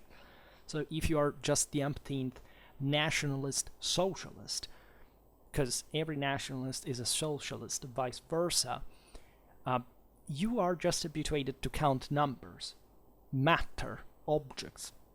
You don't know what morality is, because you're just a trash of a human being. Because that's what fantastically abandoning universal tradition has turned ourselves all by a degree in. But that began much earlier as a decay, and again the fall of mankind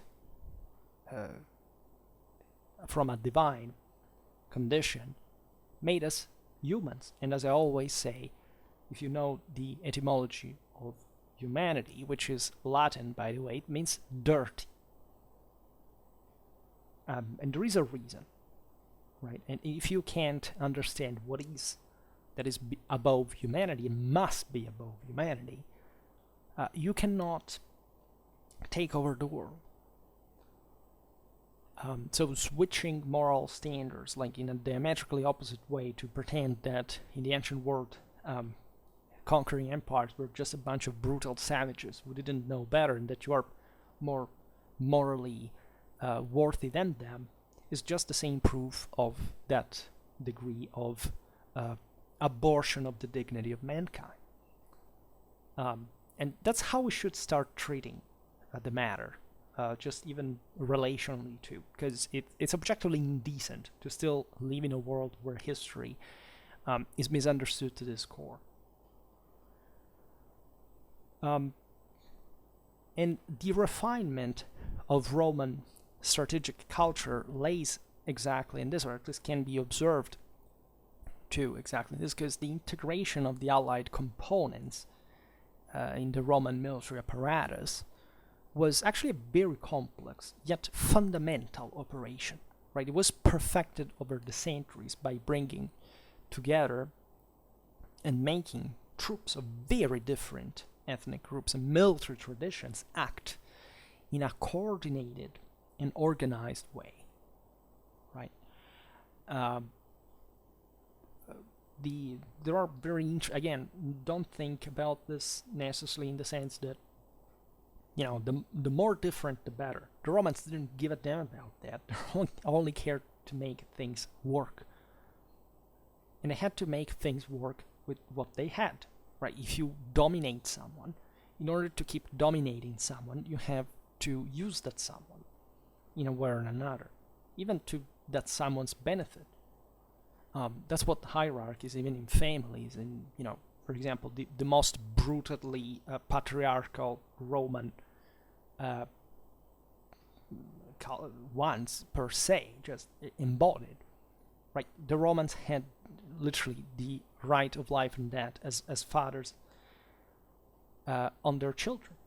And the Roman sagas are pretty eloquent about that. In the military field, generals were able to kill their sons that were great warriors in the story, and actually scoring a victory over their opponents, but just going against the orders, the discipline of their consul father, were put to death in front of the whole army. And naturally the Roman army won.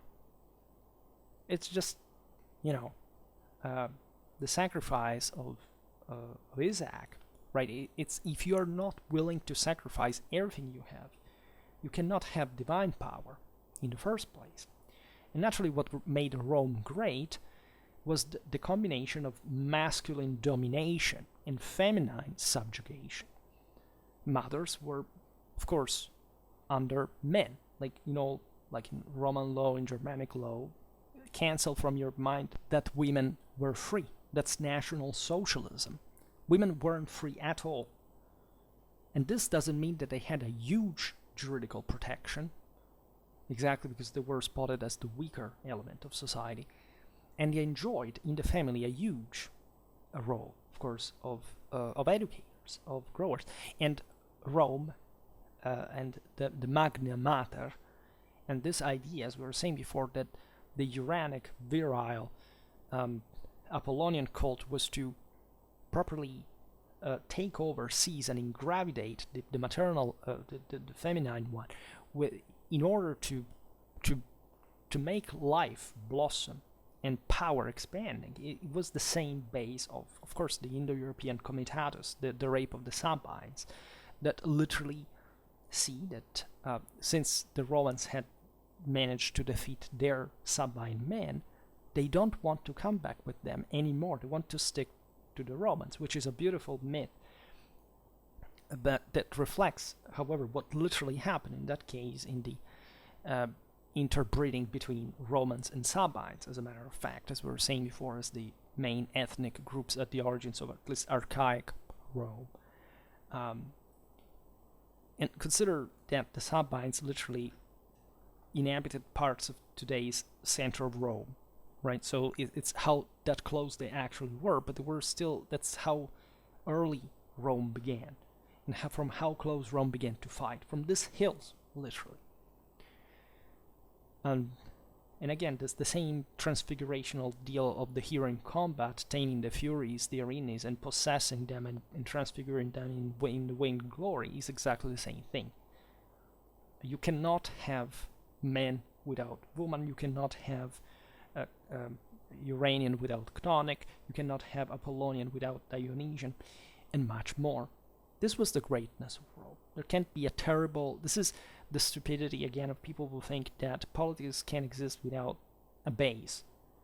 Just, there's the terrible evil guy who lords for hundreds of years over peoples that live in terrible pains, and we have to resist Romanization. How do you think it actually worked?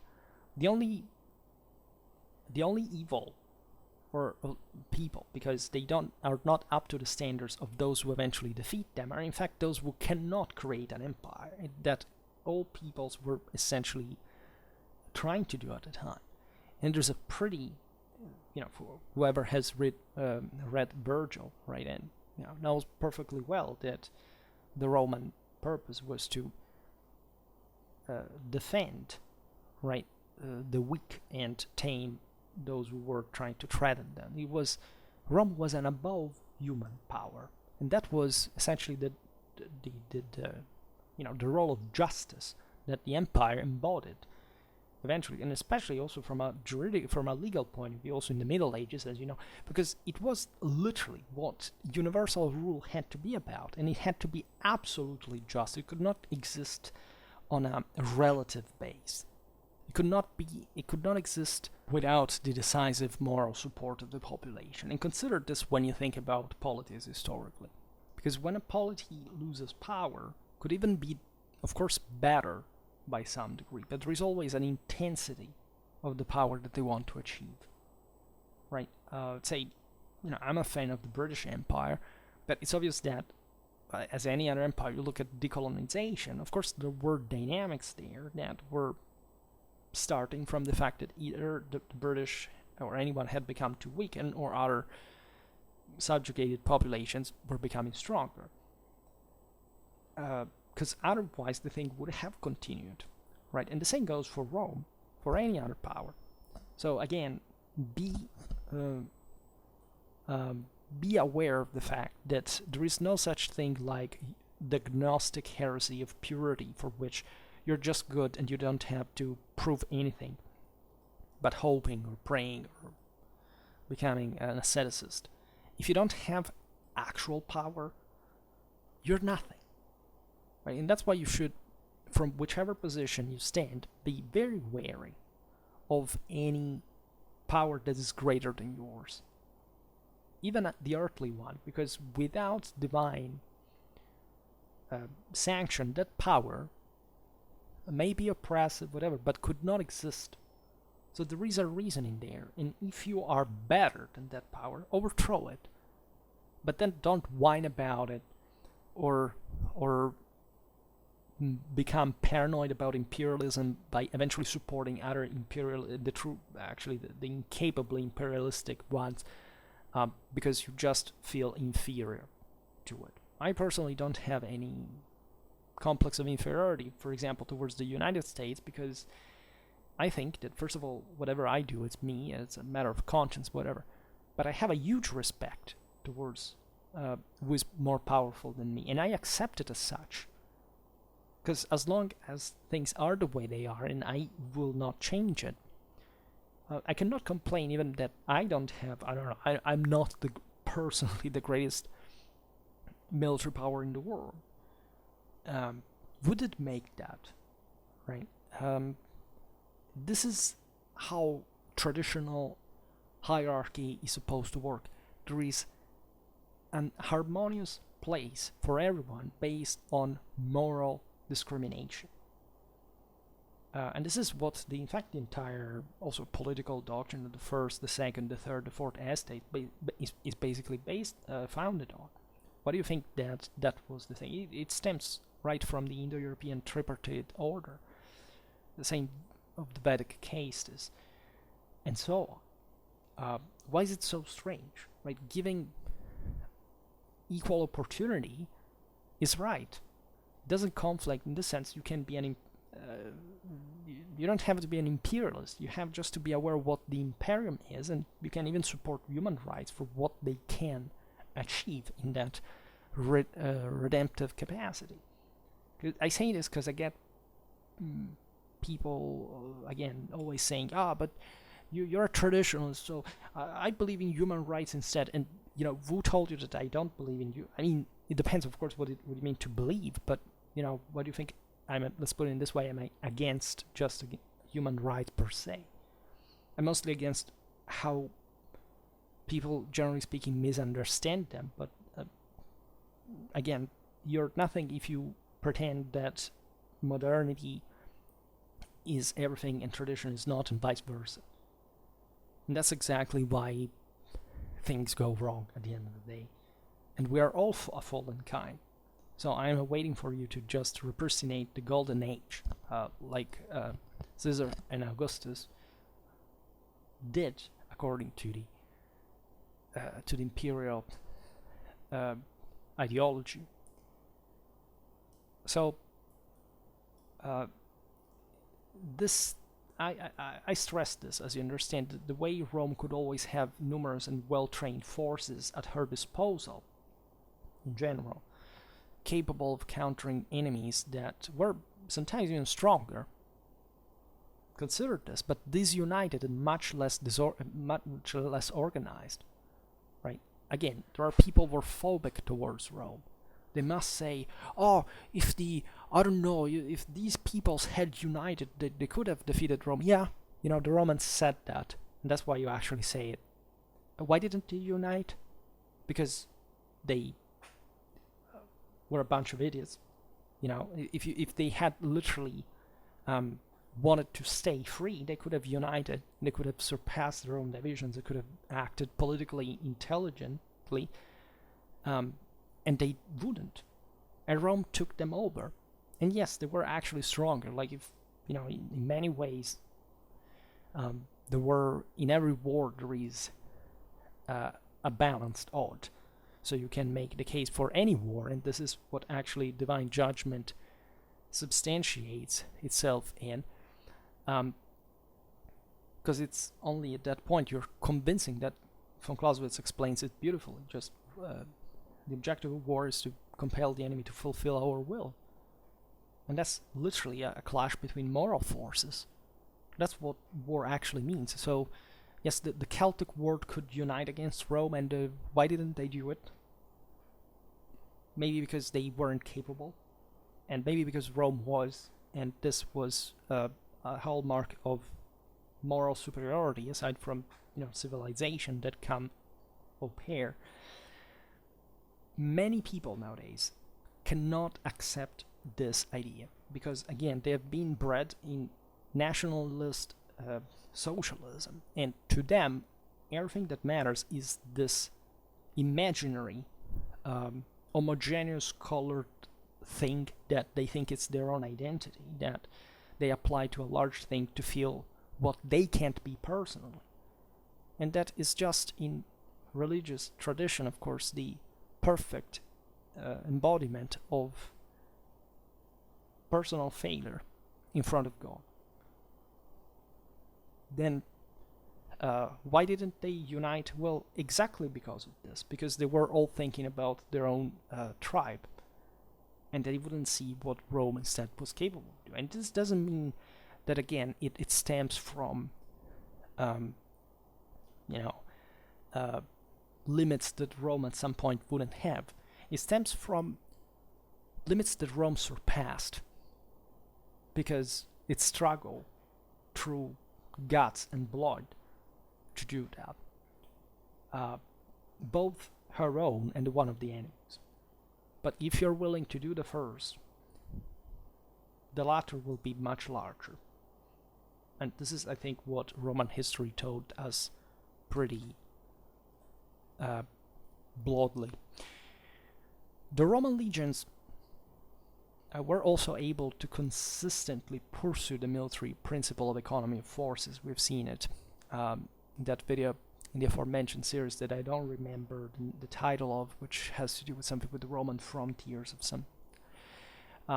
So by dividing the legions into smaller units, such as maniples, corps, and ultimately reducing the size of the legions themselves, Rome was practically able to simultaneously obtain a remarkable flexibility of the troops, which doesn't mean a physical flexibility in like you have a piece of plastic that you can bend like a toy on the battlefield. It means that you can deploy these troops because they are enough trained collectively to be autonomous, to be sent even out there in the frontier, occupying very large spaces, as we've seen before, but knowing how to act in unison and recompacting and garrisoning the local places when they come back.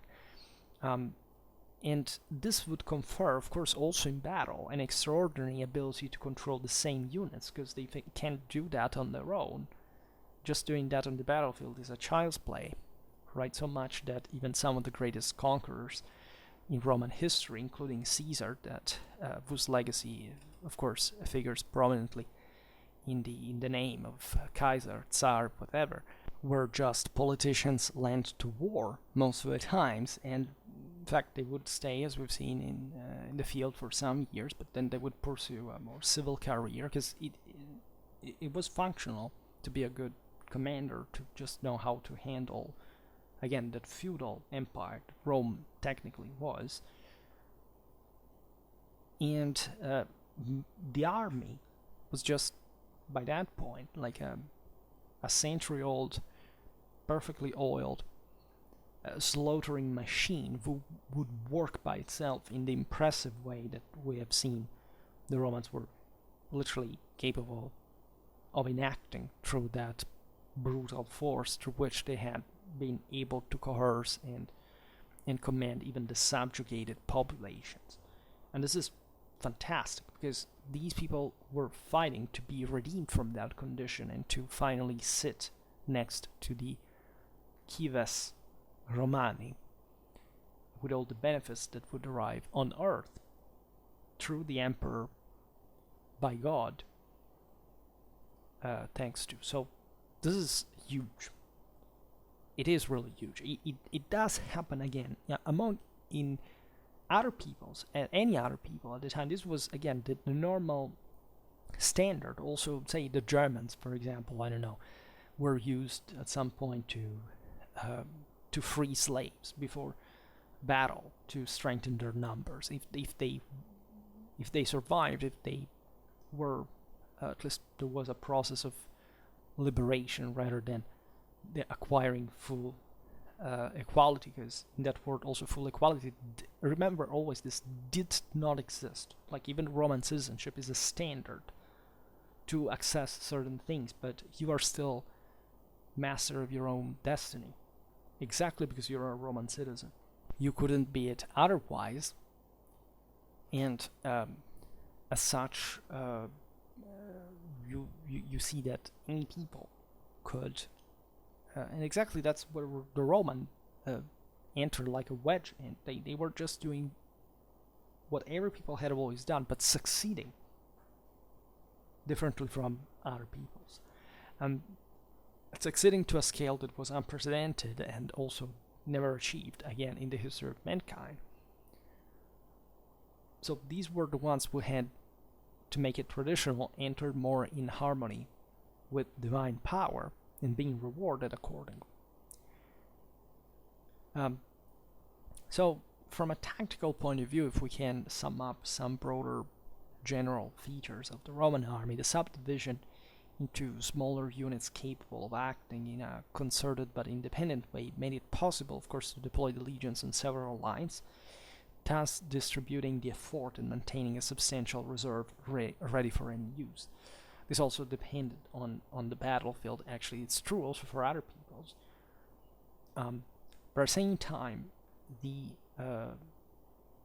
capacity to adapt the military to these circumstances and always relying on a dramatically well-trained, equipped, and motivated force made such tactics much more effective, because it is really, even there, when it comes to the face-to-face, a matter of moral superiority.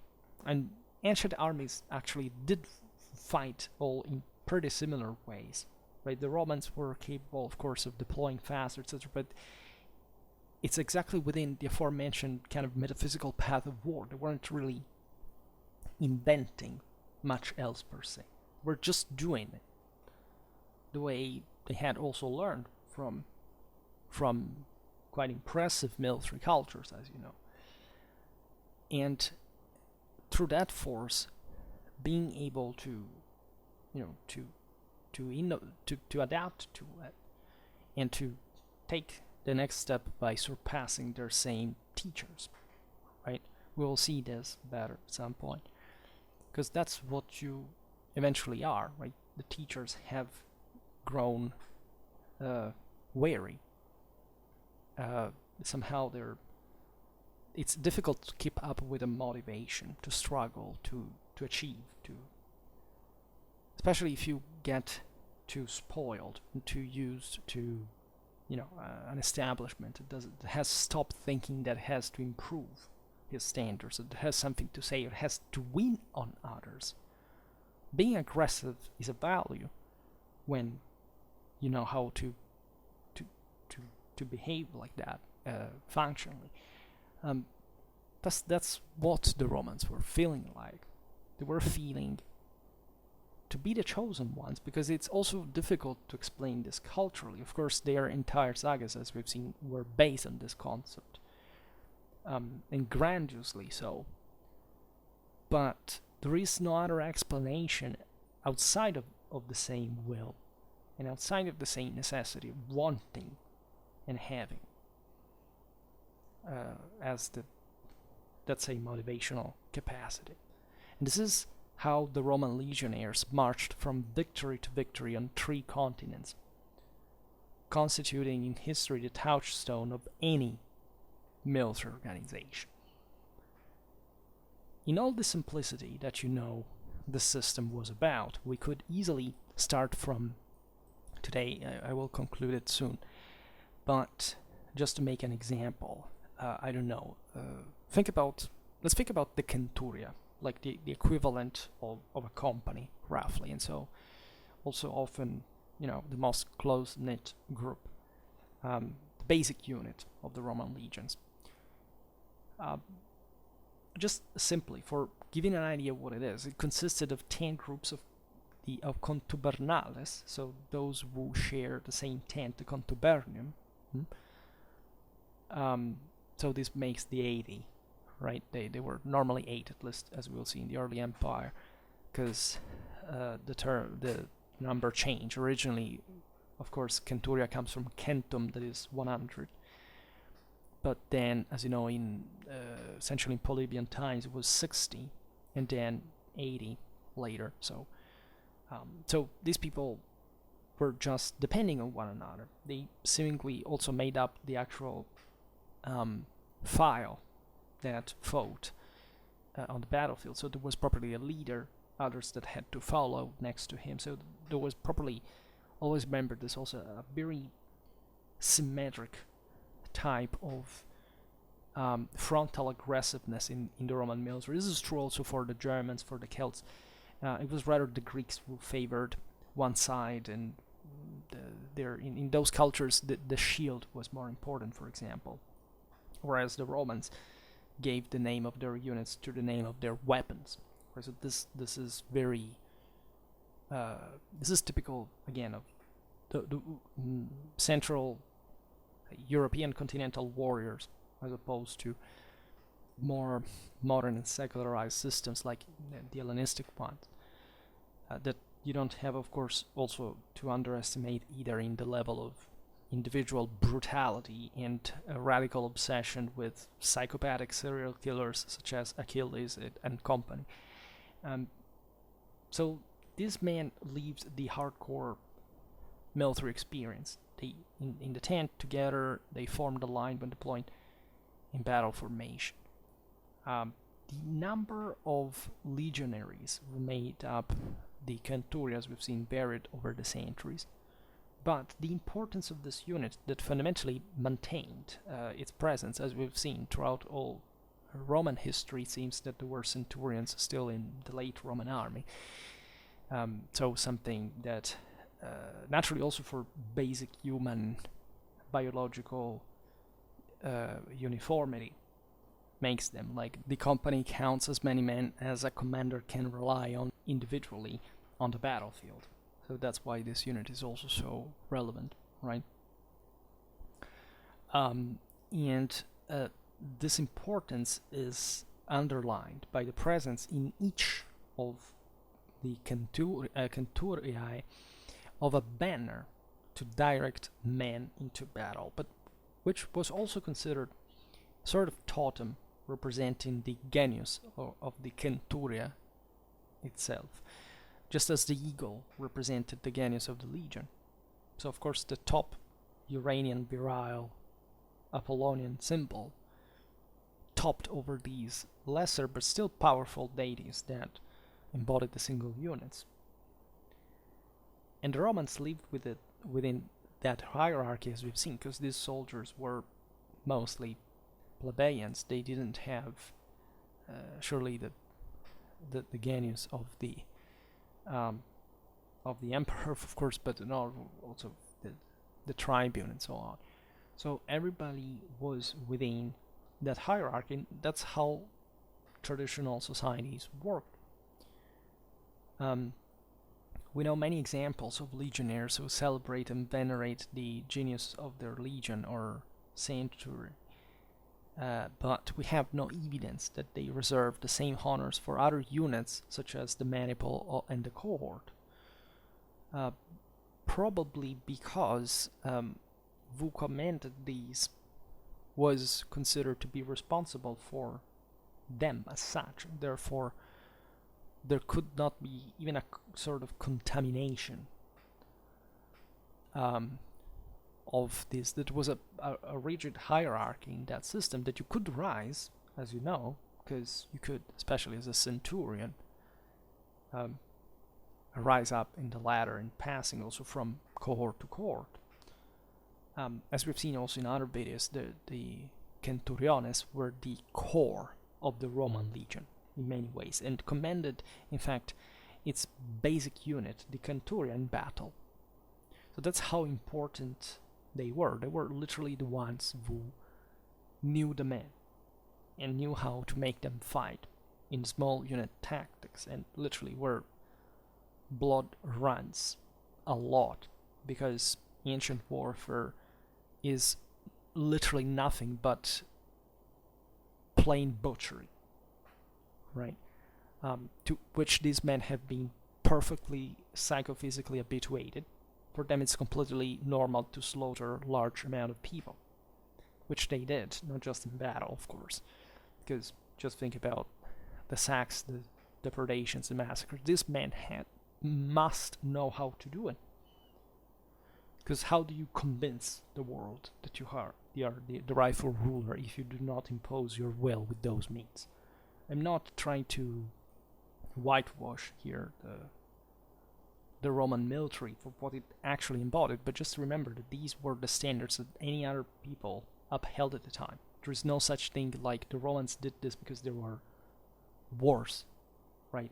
There is no actually proof. Actually, there is the proof of the contrary, that the more civilization increases and the more powerful it becomes. And still men have to do that, and there were not other means at the time to kill a person from, at least most of the time, from far away, like we're habituated to today. You mostly had to actually go there, pin the guy down, and massacring with your own hands, while you had his guts and blood spilling all over you.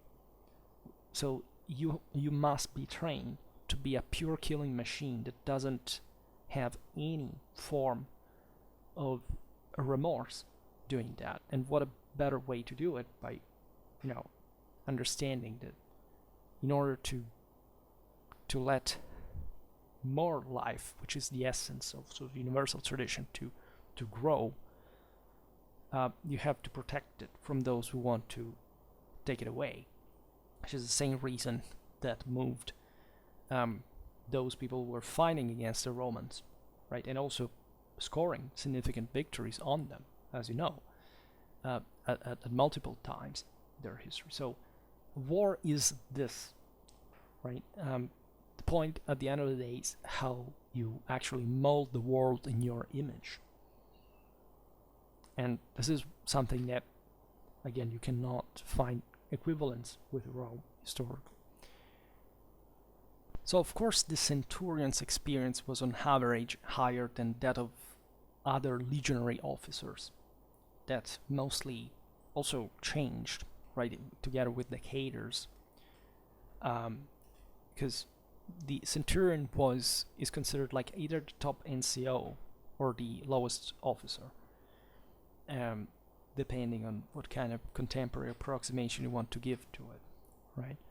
Uh, and they were the ones who had literally risen from the ranks where blood spilled. So also other officers fought, etc., but not to the degree the centurions were literally selected from the final rank soldier, and so had seen it all, especially the the first cohort ones, the Primipilus, was the most important of the legion, as we will see now.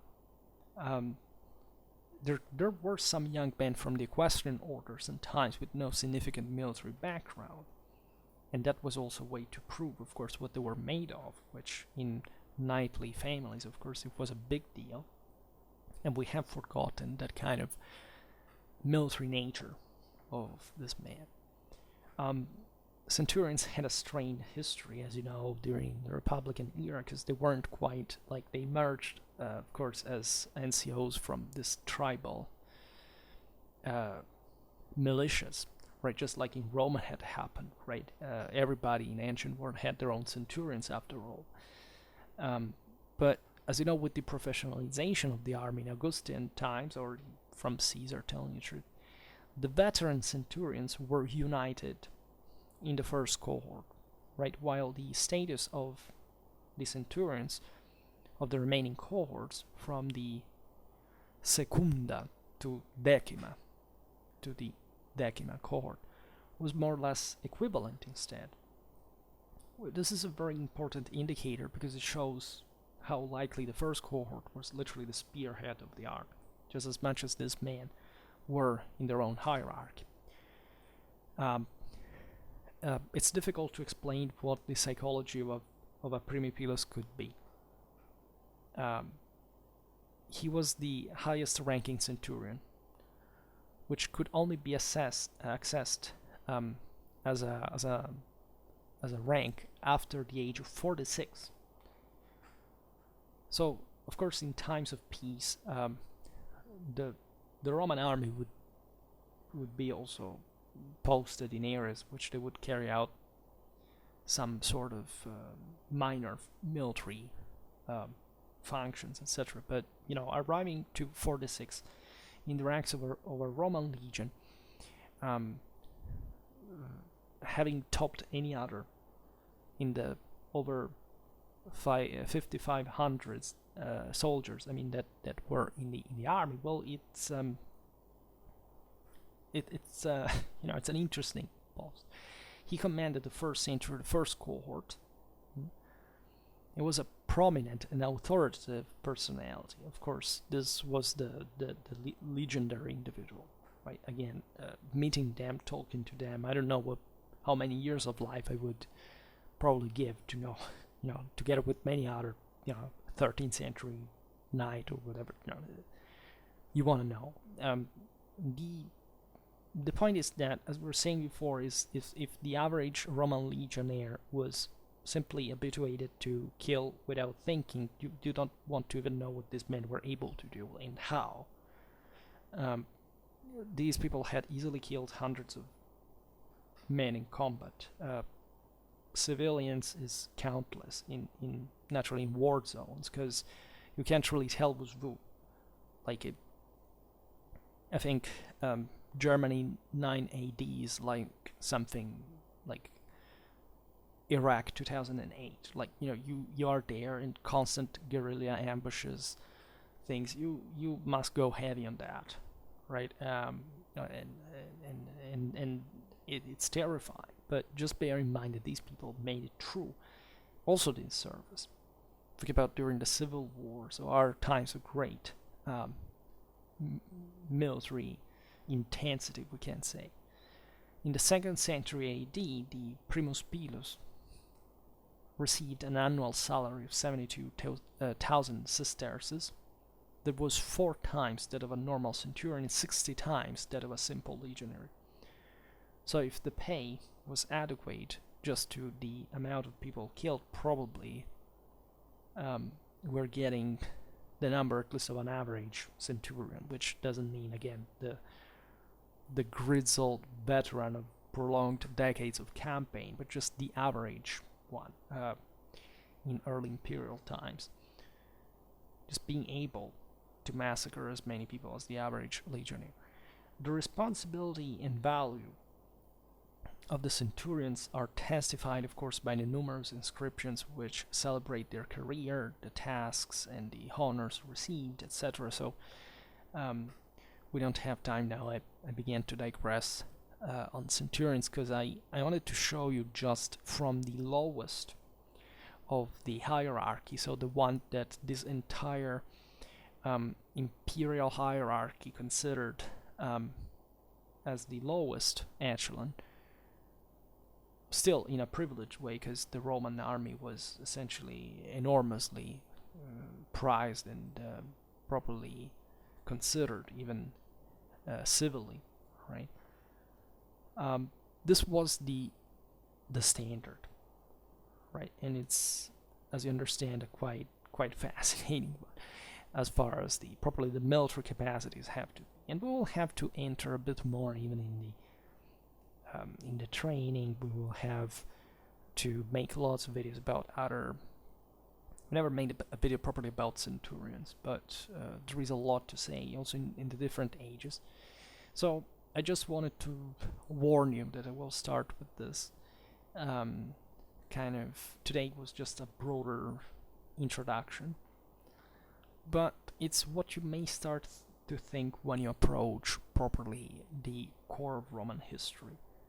The importance of the roots, of the genesis, of tradition, of the divine cosmic struggle, right? The idea that you literally have to fight your way through the world in order to dominate it, in order to mold it in the image of God, right? And this is the standard that is to be maintained, and anything below would make the thing crumble, as it did, and as it did pretty much for any other civilization. If we can even consider human civilization as a comprehensive thing, from Roman times the things have gone down in terms of those achievements. We just began to rest ever more on the material, to place our center of gravity in something that is not super personal but sub-personal.